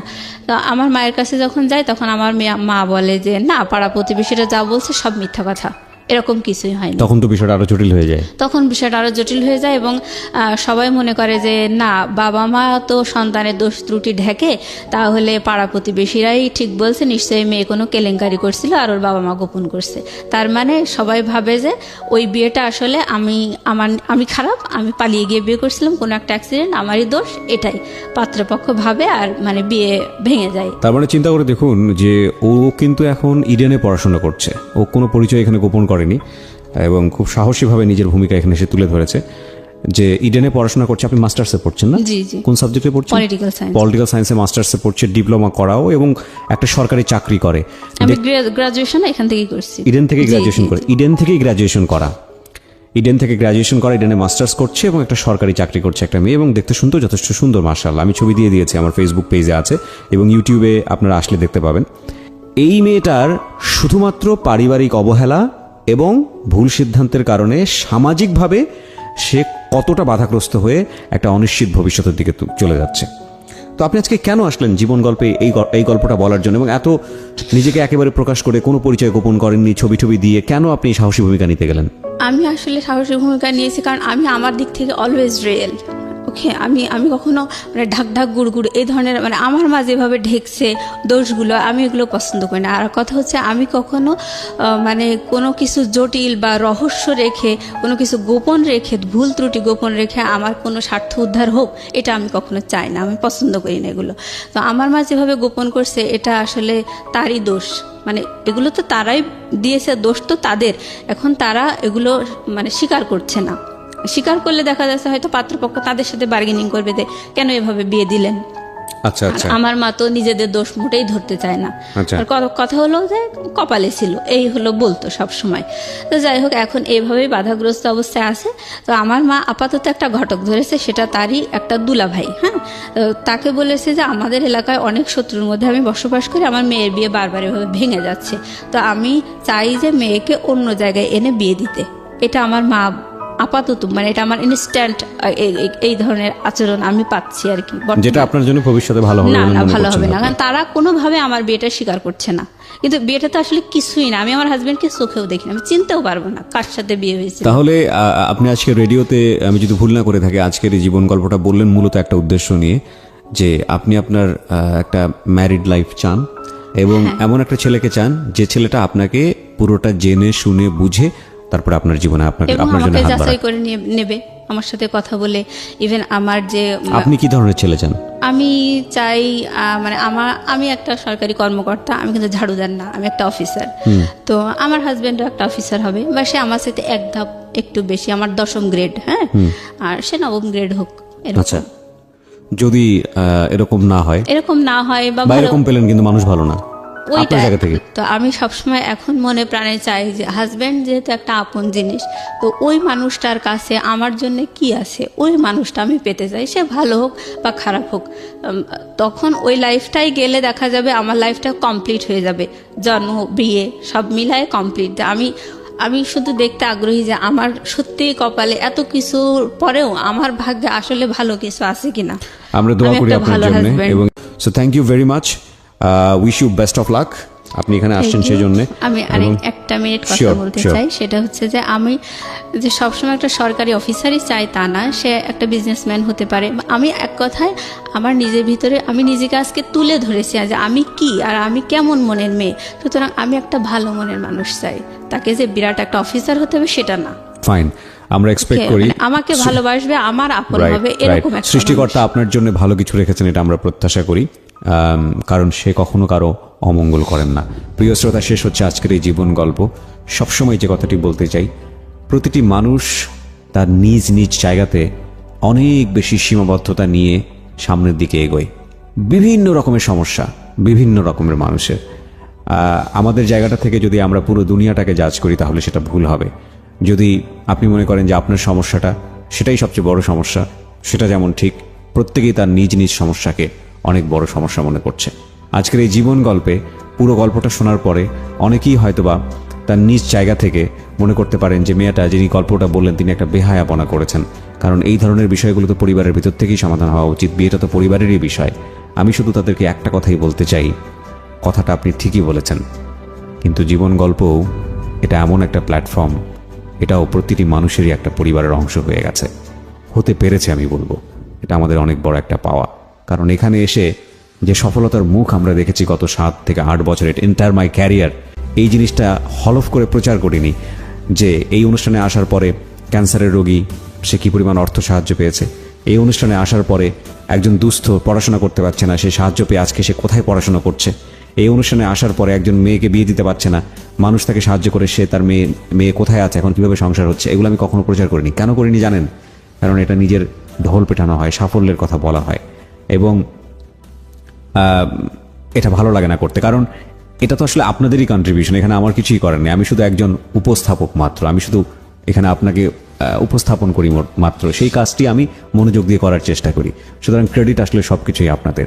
আর আজকে আমাদের এই যিনি গেস্ট, তিনি যেই সমস্যাটি নিয়ে এসছেন সেটা তার আজীবনের অনেক বড় একটা সমস্যা। তিনি তার পরিবারের উপর আস্থা রাখতে পারছেন না বলেই তিনি এখানে এসছেন, এবং তিনি আমাদের এই অনুষ্ঠানটিকে সবচাইতে গ্রহণযোগ্য মনে করেছেন সেই জায়গাটি থেকে। এটা যে আমাদের জন্য কত বড় পাওয়া, দ্যাট ইজ বিয়ন্ড ইমাজিনেশন। অনেক বেশি ভালো থাকুন।